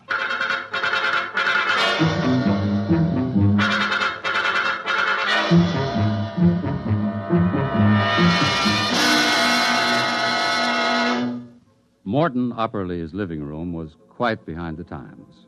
Instead of reading tapes, there were books. And instead of a 4x6 TV screen, there was a Picasso, still faintly radioactive from being smuggled out of the Manhattan crater. Two physicists faced each other across the table, old Mr. Opperly and young Mr. Farquhar. About that male Zell question, Willard. Why do you keep teasing the zoo animals? Because the thinkers are charlatans who must be exposed. We know their Maisie is no more than a tea leaf reading fake. We've traced their Mars rockets, and we know they go into orbit 500 miles above Earth and stay there until it's time to come down with the latest miraculous Martian mental science. But we've already exposed the thinkers very thoroughly. You know the good it did. Willard, the age we live in wants magicians. A scientist tells people the truth. When times are good, when the truth offers no threat, people don't mind.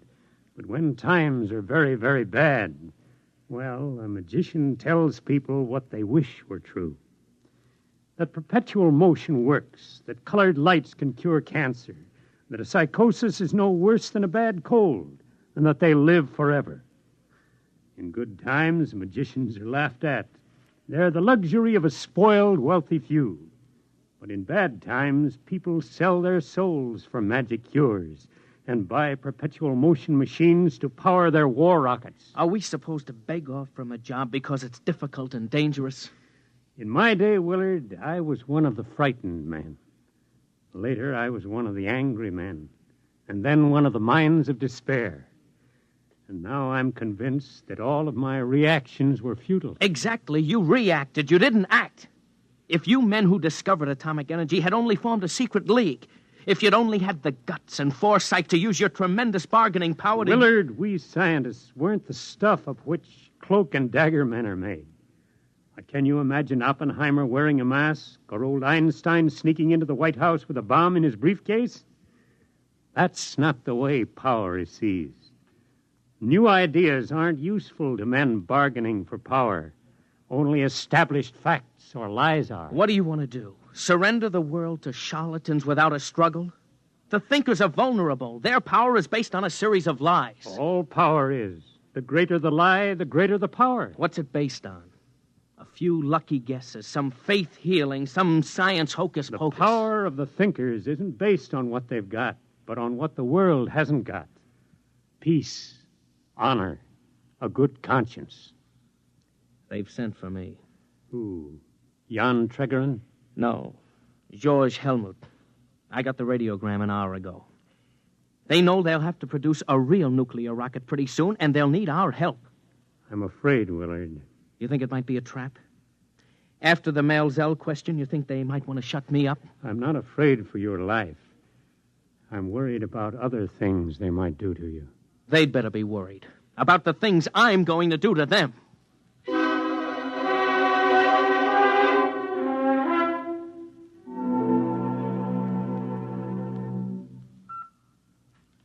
March and peace to you, Willard Farquhar. You have entered the Thinkers' Foundation. Please remain on the slideway. I want to see George Helmut. May we take your hat and coat? What the... Do not be alarmed. Invisible radiations are slaughtering all the germs in your body, while more delicate emanations are producing a benign rearrangement of your emotions. Claptrap. I can recognize a 14-cycle sonic note when I hear one. Where's Helmut? This way, please. Helmut, cut out all this Swami stuff. Where are you? I'm afraid Mr. Helmut won't be able to meet you, Mr. Farquhar. I'm Jan Tregerin. Perhaps you can have your conversation with me.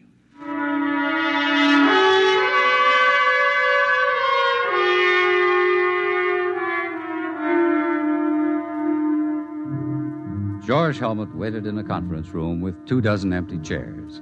He had prepared by 2 hours' rest with the Somno teacher on full volume for this conference, having strengthened his mind by hard years of Somno learning, memory straightening, and sensory training.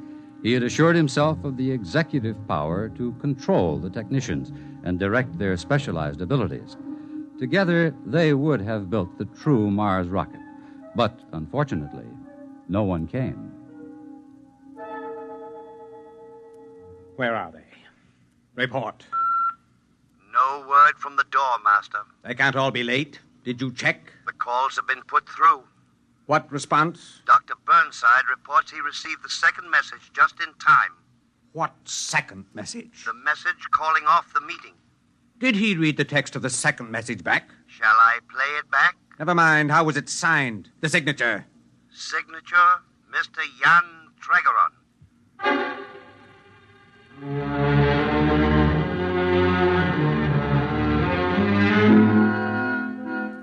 George Helmut dejectedly examined his organizational charts, and then tapping his stylo on the pad, he extended his mental aura, cleared his memory chains of error, accelerated his cerebral processes by the Haber-Gerson process he had practiced for so many years.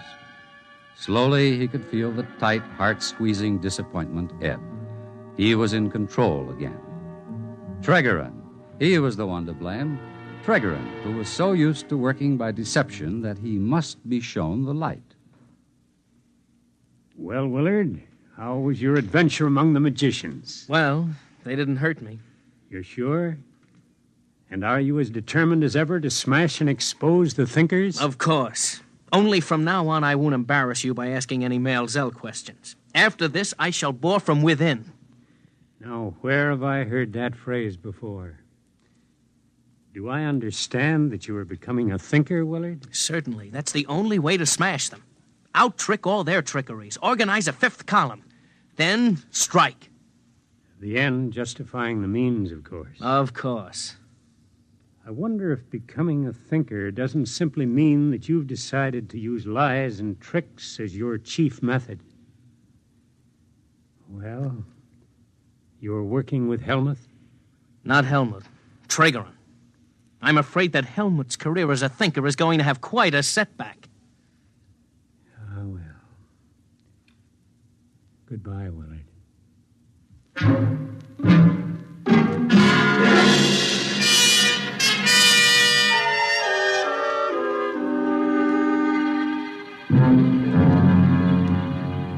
Traegeron, I want to talk to you. Shall I leave? No, please stay. Jan?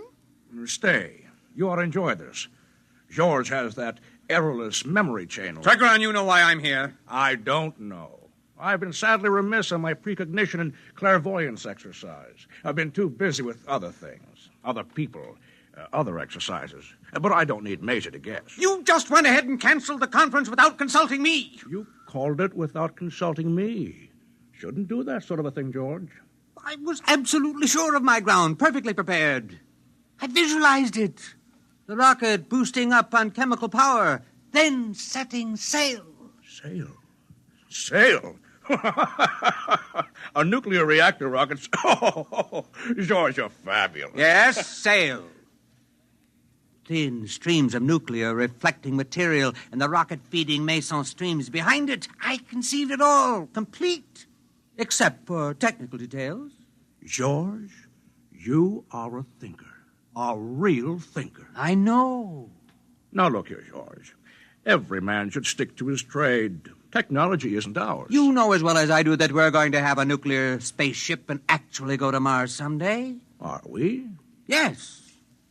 Just as we're going to have to build an actual Maisie. I helped you organize the thinkers. At least I was your first partner. Our basic idea was that the time had come to apply science to the life of man on a large scale. The only thing holding the world back from this was the ignorance and superstition of the average man and the stubbornness and lack of enterprise of the academic scientists. Their worship of facts, even when the facts were clearly dangerous. Splendid. Splendid. Caddy, get me another beer. I'm filing my nails. All right, all right. Everybody wanted the new world. The trips to Mars, the knowledge of the human brain. All they lacked was the nerve to take the first big step. And that was what we supplied. Here's your beer. There was no time for slow and careful plodding. We couldn't afford to check and double-check. We couldn't wait for the grudging approval of the professionals. We had to use fake stunts, tricks, anything to get over the big point. Once that was done, mankind was headed down the new road. It was easy to just heal the breach with the professionals and to make good in actuality what had been made good in pretense. Very good. The beer. We built Maisie. We built the Mars rocket. We discovered the wisdom of the Martians. We sold the people and the science the professionals had been too high-toned to advertise or bring into the marketplace. But now that we'd succeeded, it's time to let accomplishment catch up with imagination, to implement fantasy with fact. You suppose I would have gone in with you if I hadn't known that someday we'd actually make what we claimed we had already made? Oh, is that it? Jan, the day's come, and I'm the man. I've prepared myself. Caddy, clear the decks. All right. I know. You just want room to point that fat finger. I want her to stay. All right. George, look, every revolutionary wants to see the big change take place in his lifetime. But time for the second step. George, the average man's exactly where he was 10 years ago when we took over, except he's got a new god. More than ever, he thinks of Mars as a Hollywood paradise with wise men and yummy princesses, like Caddy here. Do you think I'm yummy, really? Shut up. Maisie is Mama, magnified 1,000,000 times. The professional scientists, they're more jealous and stuffy than ever. All they like to do is turn the clock back to a genteel dream world of square caps and quadrangles. Bravo! I said shut up. George, Maybe in 10,000 years we'll be ready for the second big step. Meanwhile, the clever will rule the stupid. The realists will rule the dreamers. George, did you actually think you could have bossed those professionals? Nuclear scientists? Rocket physicists? Oh, now listen to me, boy. They'd have torn you to pieces in 20 minutes, and glad of the chance. George, you baffle me. You know that Maisie and the Mars trips and all that are fakes, yet you believe in your somno-learning and consciousness expansion and optimism pumping like a corn-fed yokel. There is a place for the man who has the courage to dream. Sure. In a straitjacket. Oh, George, you remind me of those men who used to put out those lurid little magazines with Caddy's grandmother on the cover in outer space in a stripped-down bathing suit. My grandmother never... I said shut up! That's what it is. Frustrated little men playing science god to generations of pimply high school chemistry students and gas station attendants, conning them into thinking they're in the know, sprinkling a few formulas to the garbage and playing Atom Smasher, and then being very solemn about the role of imagination in science. George, the trouble with you is they forgot to take your zap gun and space cadet decoder pin away from you when you turned 13. That's your honest opinion? It's more than that. George, get a hold of yourself and quit taking fantasy in the veins. That's an order. Jan, the strange part of it is that I know as well as you do that Maisie and the Mars trips are fakes, but some things aren't. The human mind, Jan, is a tool that hasn't been perfected yet. There are more things in heaven and earth than are dreamed of in your philosophy, Horatio. Who's Horatio? I said shut up! This is the last full cackle, George. You've been fooling around with ESP, huh? Telepathy? Maybe a little hypnotism? Maybe. All right. Guess what I've got in my drawer? Extend your consciousness. Telepath it. Visualize it. Never mind. I'll save you the mental effort. It's a pistol, see? Now, let me tell you something. I got a couple of boys waiting outside. They'll take you by jet to New Mexico. George, congratulations. You're leaving for Mars tomorrow. Mars? Yes. I've decided Mars to be the best place for you. We'll arrange it so that your trip is, say, 2 years long. Perhaps in that time, orbiting up there, you'll learn a little Martian wisdom. For example, the big liar must never fall for his own lie. Meanwhile, I got a replacement for you. His name is Willard Farquhar. But I sent for him to... Yes. You see, I, too, believe in cooperation with the scientists. But by subversion. I'll offer them the hand of friendship with a big, fat bribe in it. You know what the bribe is? The power to destroy me. That's what I'm offering. Join us. Learn our secrets. Bore from within. Bide your time before you strike. But while he's biding, I'll have him. And when he's ready to strike, he'll find it's not quite the time. Wait a little bit. Enjoy the power. Play with fat old Jan Tregerin like a cat. And by then I'll have him. You can't replace me, Jan. Oh, you were a good man, George, when we needed catchy slogans, ray guns, plastic helmets, fancy sweaters. I warned you, Jan. Don't underestimate the mind. The human brain. Even Caddy here is a fascinating instrument. For example, I had a little talk with Caddy last week. Very boring. Ah, but useful. But when we were finished, her mind had something it didn't have before. You always were educational, George. Caddy, look at me. Look at me. Look at me. Now, put your hand on his arm. Now, take his gun. Caddy, are you crazy? I've got his gun.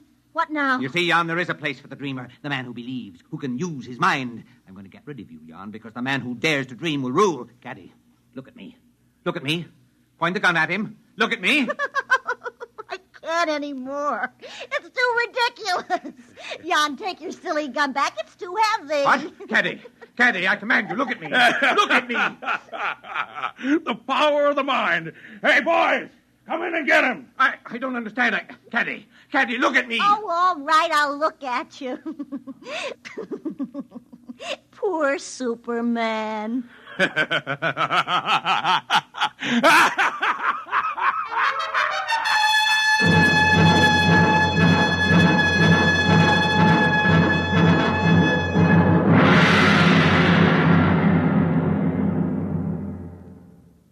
You have just heard X-1, presented by the National Broadcasting Company in cooperation with Galaxy Science Fiction Magazine, which this month features You Go by E.C. Tubb, which proves that for pure, chilling horror, nothing can beat cold, hard facts. Galaxy Magazine, on your newsstand today. Tonight, by transcription, X-1 has brought you Appointment in Tomorrow, a story from the pages of Galaxy written by Fritz Leiber and adapted for radio by Ernest Kenoy. Featured in the cast were Ted Osborne, Dean Almquist, Pat Hosley, Bob Hastings, Arthur Hughes, and Charles Penman. Your narrator was Floyd Mack. This is Fred Collins. X-1 was directed by Daniel Sutter and is an NBC Radio Network production.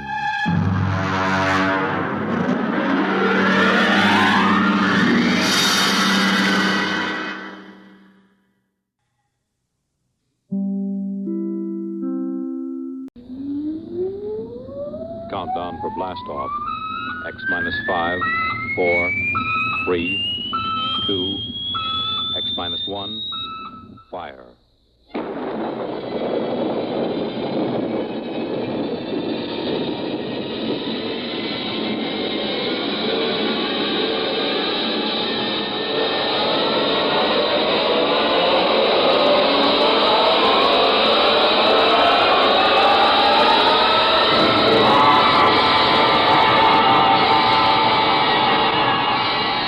From the far horizons of the unknown come tales of new dimensions in time and space.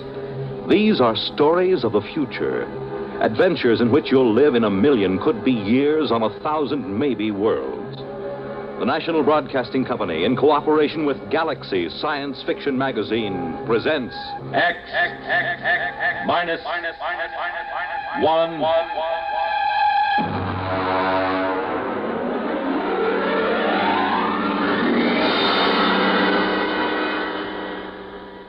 We go forward in time to the days when war has been outlawed, and in its place, there is a system of carefully controlled, legalized murder. The story, The Seventh Victim, by Robert Sheckley.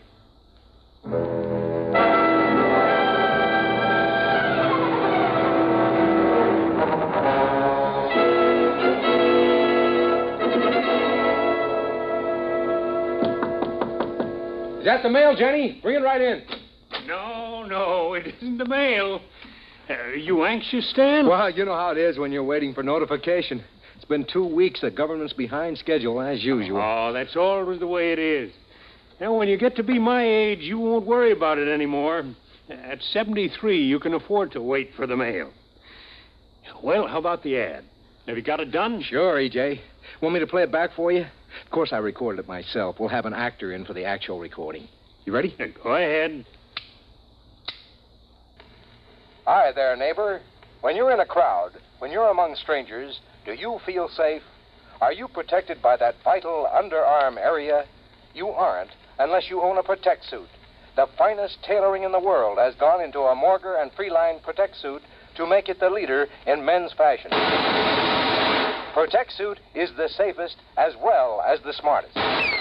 Every Protect suit comes with special built-in gun pocket, guaranteed not to bulge.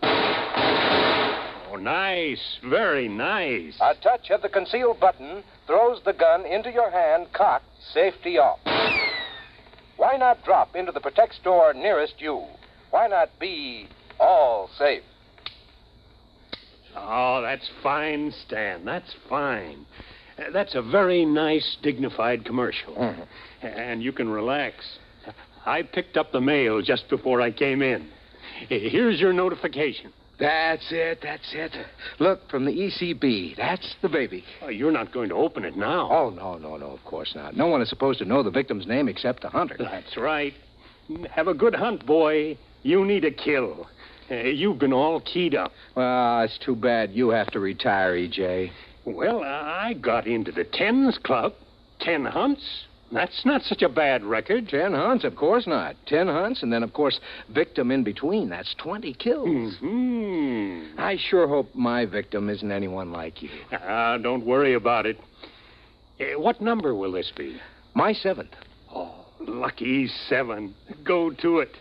We'll get you into the 10s club yet. By the way, I got a circular in the mail. Maybe you'd like to use it. Maybe. Victims, why take chances? Use an O'Donovan accredited spotter. Let us locate your assigned killer. Pay after you get him. Oh, well, thanks a lot, E.J., but I've got my own spotter. Very good fella.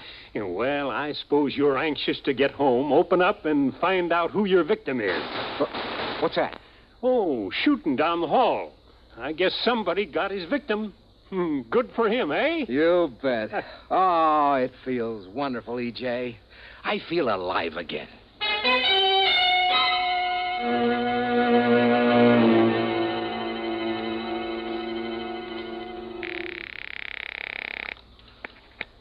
Morrow's Garage. Hello, Ed. Freeline. Oh, hi, Mr. Freeline. I'm going out on one, Ed. Wow. Good luck, Mr. Freeline. I suppose you want me to stand by. Yeah, that's right. I don't expect to be gone more than a week or two. I'll probably get my notification of victim status within 3 months of the kill. Well, I'll be standing by.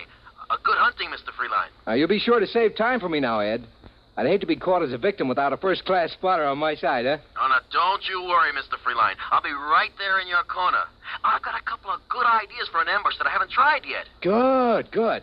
Well, I'll get back in touch with you right after the kill. So long.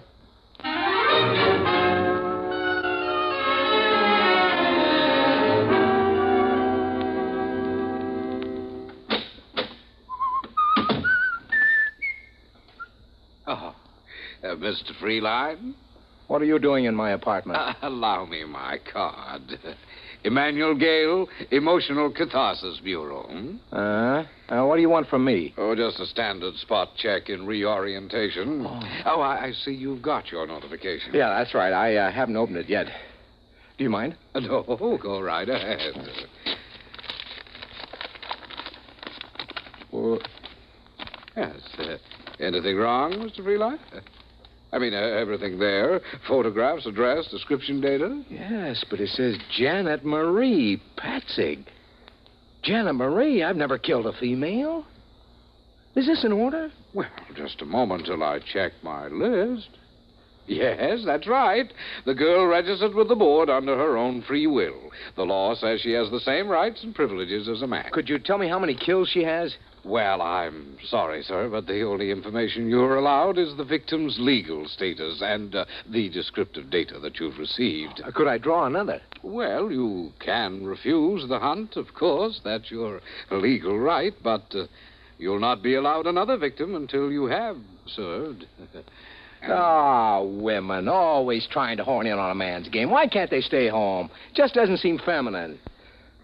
Look, Gail, do you mind if I start packing? Oh, no. Go right ahead. If you like, you can give me the historical checkout while you pack, and I'll just tick it off here on my list. Well, all right.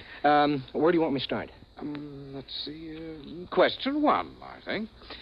When was the Emotional Catharsis Board established? Well, the board was formed at the end of the Fourth World War or the Sixth. Depends on if you count the new Argentina War. Well, either count will do. Go ahead. Well, let's see. Weapons increased in magnitude, efficiency, and exterminating power.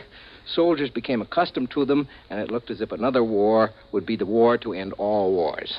Would you hand me those shirts, please? Oh, yes, of course. So, this time, the peace had to last for all time, but the government recognized the presence of a need for violence in a large percentage of mankind.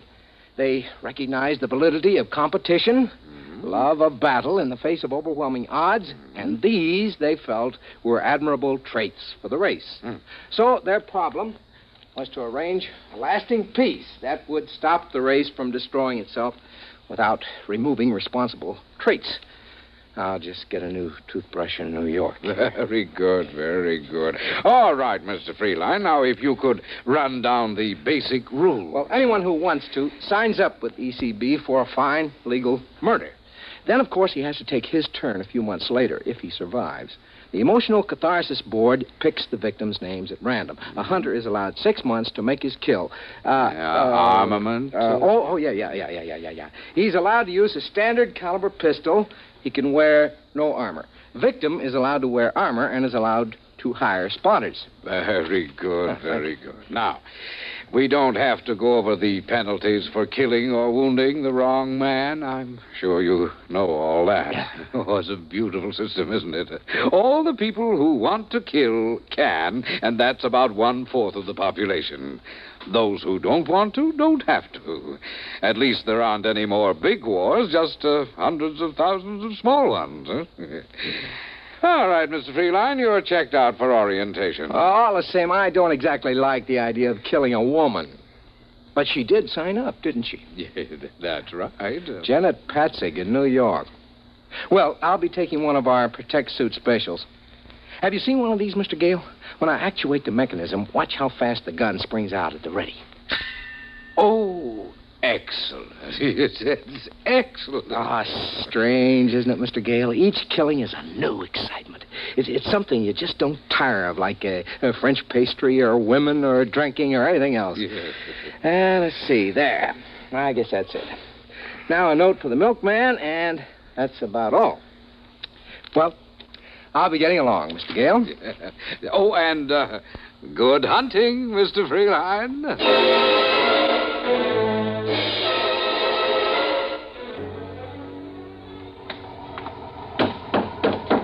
Where to, Chief? Carlton Hotel. Carlton, you bet. Just get into town? Is it that noticeable? I've been picking up from the airport for maybe 10 years. I can spot an out-of-town killer by the way he carries his suitcase. You wouldn't be working as a spotter, would you? Oh, no. The Hack Bureau don't like it. This isn't your first kill, I can tell. Yeah? Yeah, guys on their first kill get too anxious. They want to drive right to the victim's address, walk right into an ambush. I'd say you had maybe 5, 6... 7. 7? Well, you haven't got too long to go before you get into the Tens Club. You ever been hunting? Nah, I can't afford it. Look, I'll tell you what. If you can just drive me around the Chelsea area, I'd just like to look at the streets. Aha, that's where your victim hangs out, huh? Sure, be glad to. You know what you ought to do, Mac? You ought to drop in at the Hunter hunting show at the Coliseum. They got everything. Bulletproof vests for victims, hats with bulletproof crowns. I seen an ad for a Malvern straight shot ECB approved. Carried a load of 12 shots with a deviation of less than 1,000th inch per 1,000 feet. Oh, it sounds like a fine gun. And they got all kinds of trick things. You know, canes with 4-shot magazines, 45 caliber flashlights, all kinds of things. Oh, those kind of novelties are all right for the first time, but the old-fashioned ways are the best. Hey, look at that. Somebody got it. I missed it. Nothing to see now. In about 4 minutes, the guys from the Department of Sanitation will carry away the corpse. Yeah. Well, this is the neighborhood, Chief. You want to give me the address? No, I'll just drive around. Okay, you're paying a meter.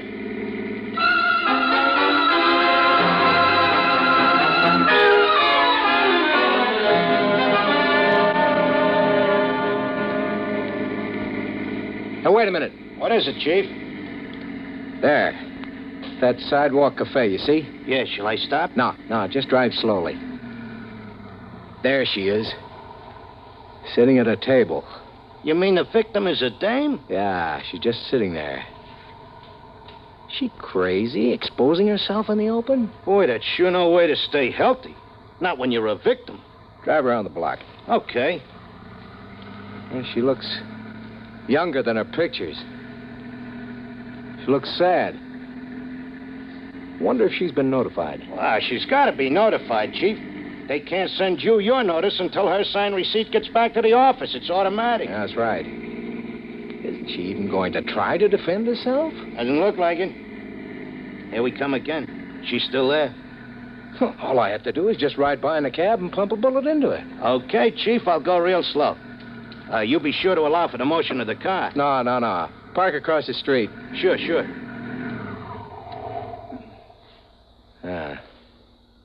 Both her hands are on top of the table. An easy, stationary target. All I gotta do is... Say, that's some gadget. Hey, remember to roll down the window before you shoot that gun, huh? Nah. Ah, it's an easy shot. It's too easy. Look, mister, hurry up, will you? If a cop comes along and finds you shooting out of my cab, he'll give me a ticket for double parking. No, it's too easy. All my other 6 kills have been hard. My victims have tried every dodge. One of them hired a dozen spotters. I got them all. I dressed as a milkman. Hey, that's pretty clever. Nah, this wouldn't be a trophy. Here, put your flag up. I'm getting out. Okay. Going over to talk to her. She's your victim. I know. It's too easy this way.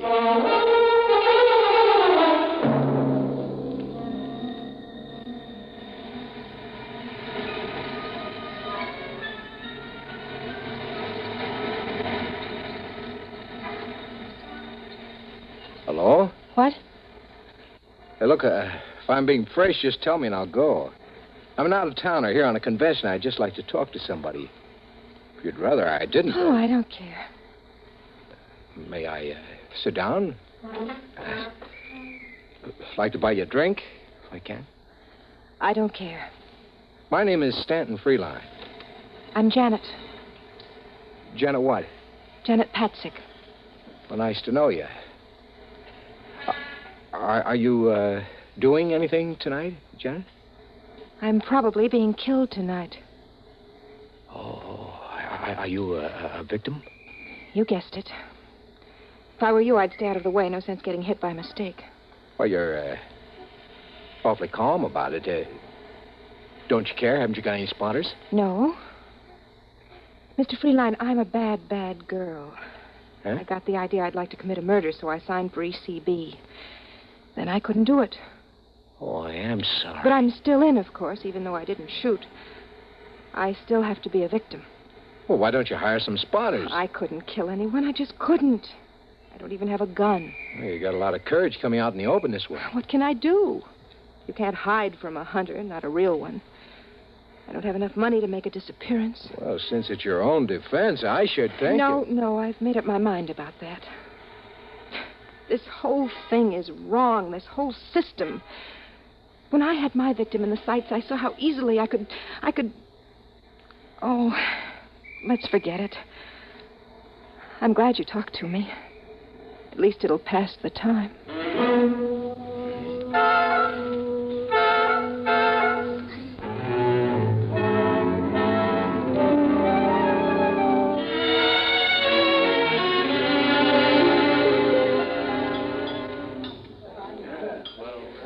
It's been a lovely dinner. Just lovely. I'm glad you liked it. I usually stop at this little place when I'm in New York. Do you come in often? Oh, on business. I'm in clothing, you know. What do you do? Oh, I'm an actress. Well, that's a laugh. I'm not really an actress. I'd like to be an actress, but none of the producers seem to see it that way. How old are you? 22. I've only been in New York for a year. You know, you're really being very foolish just sitting out in the open that way. Why, you're a hunter. Could come along and just pump a bullet into you. I know, but somehow I feel safe with you. Oh. Say, Janet, would you like to go to the gladiatorials with me tonight? We got about 20 minutes. We'd only miss the opening numbers. Well, I suppose so. Might as well, huh? Eat, drink, and be merry.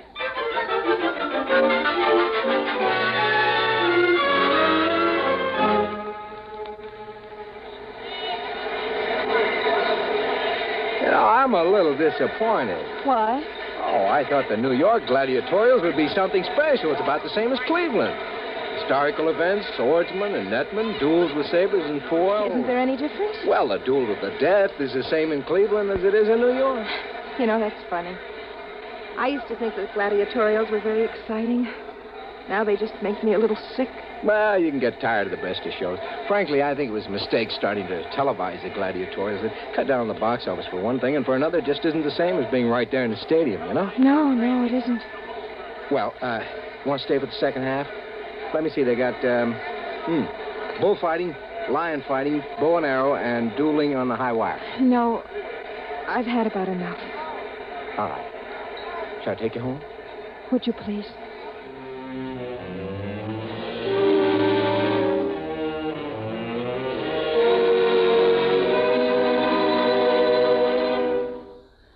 Sit down. I'll fix you a drink. Janet, What? You're crying, aren't you? Oh, no, not really. It's just the thought that any minute from anywhere a bullet can come crashing into me. It makes me feel so soft and helpless. You are soft. Oh, Janet. You're leaving New York soon? I suppose so. Convention's only lasting another day. I'll be sorry to see you go. Send roses to my funeral. Janet. What? Janet, I don't want you to be killed. There's not anything you can do about it, is there? Janet, I love you. Oh, Stan. What is it? Please, darling, please. But you can't love me. I'm a victim. I won't live long enough to... You won't be killed, Janet. Listen to me, Janet, darling. I'm your hunter. Are you going to kill me? Don't be ridiculous. Darling, I'm going to marry you. Oh, Stan, my darling. Oh, the waiting. I've been so frightened. It's all over. Think what a story it'll make for our kids, huh? Darling. How I came to murder you and left marrying you. Oh, Stan, kiss me.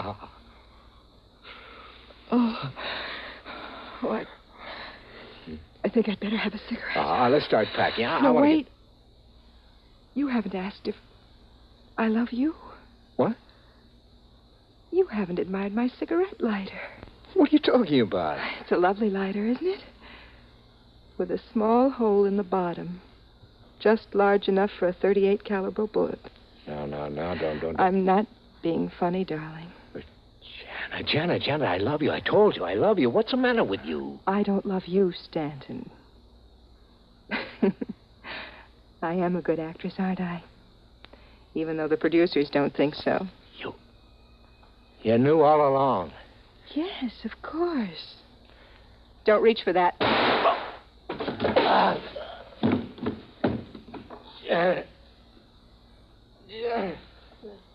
Yes, darling.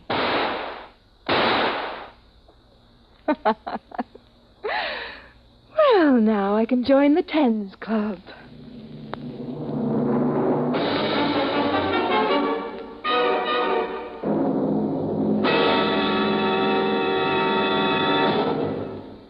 You have just heard X-1, presented by the National Broadcasting Company in cooperation with Galaxy Science Fiction Magazine. X-1 has brought you The Seventh Victim, a story from the pages of Galaxy written by Robert Sheckley and adapted for radio by Ernest Kenoy. Featured in the cast, Lawson Zerbe as Freeline, Terry Keane as Janet, his killer, Frank Maxwell as the cab driver, Ian Martin as Emmanuel Gale of the Emotional Catharsis Bureau, Irv West as Freeline spotter, and Arthur Hughes as his business partner. Your announcer, Fred Collins. X-1 was directed by Kenneth McGregor and is an NBC Radio Network production.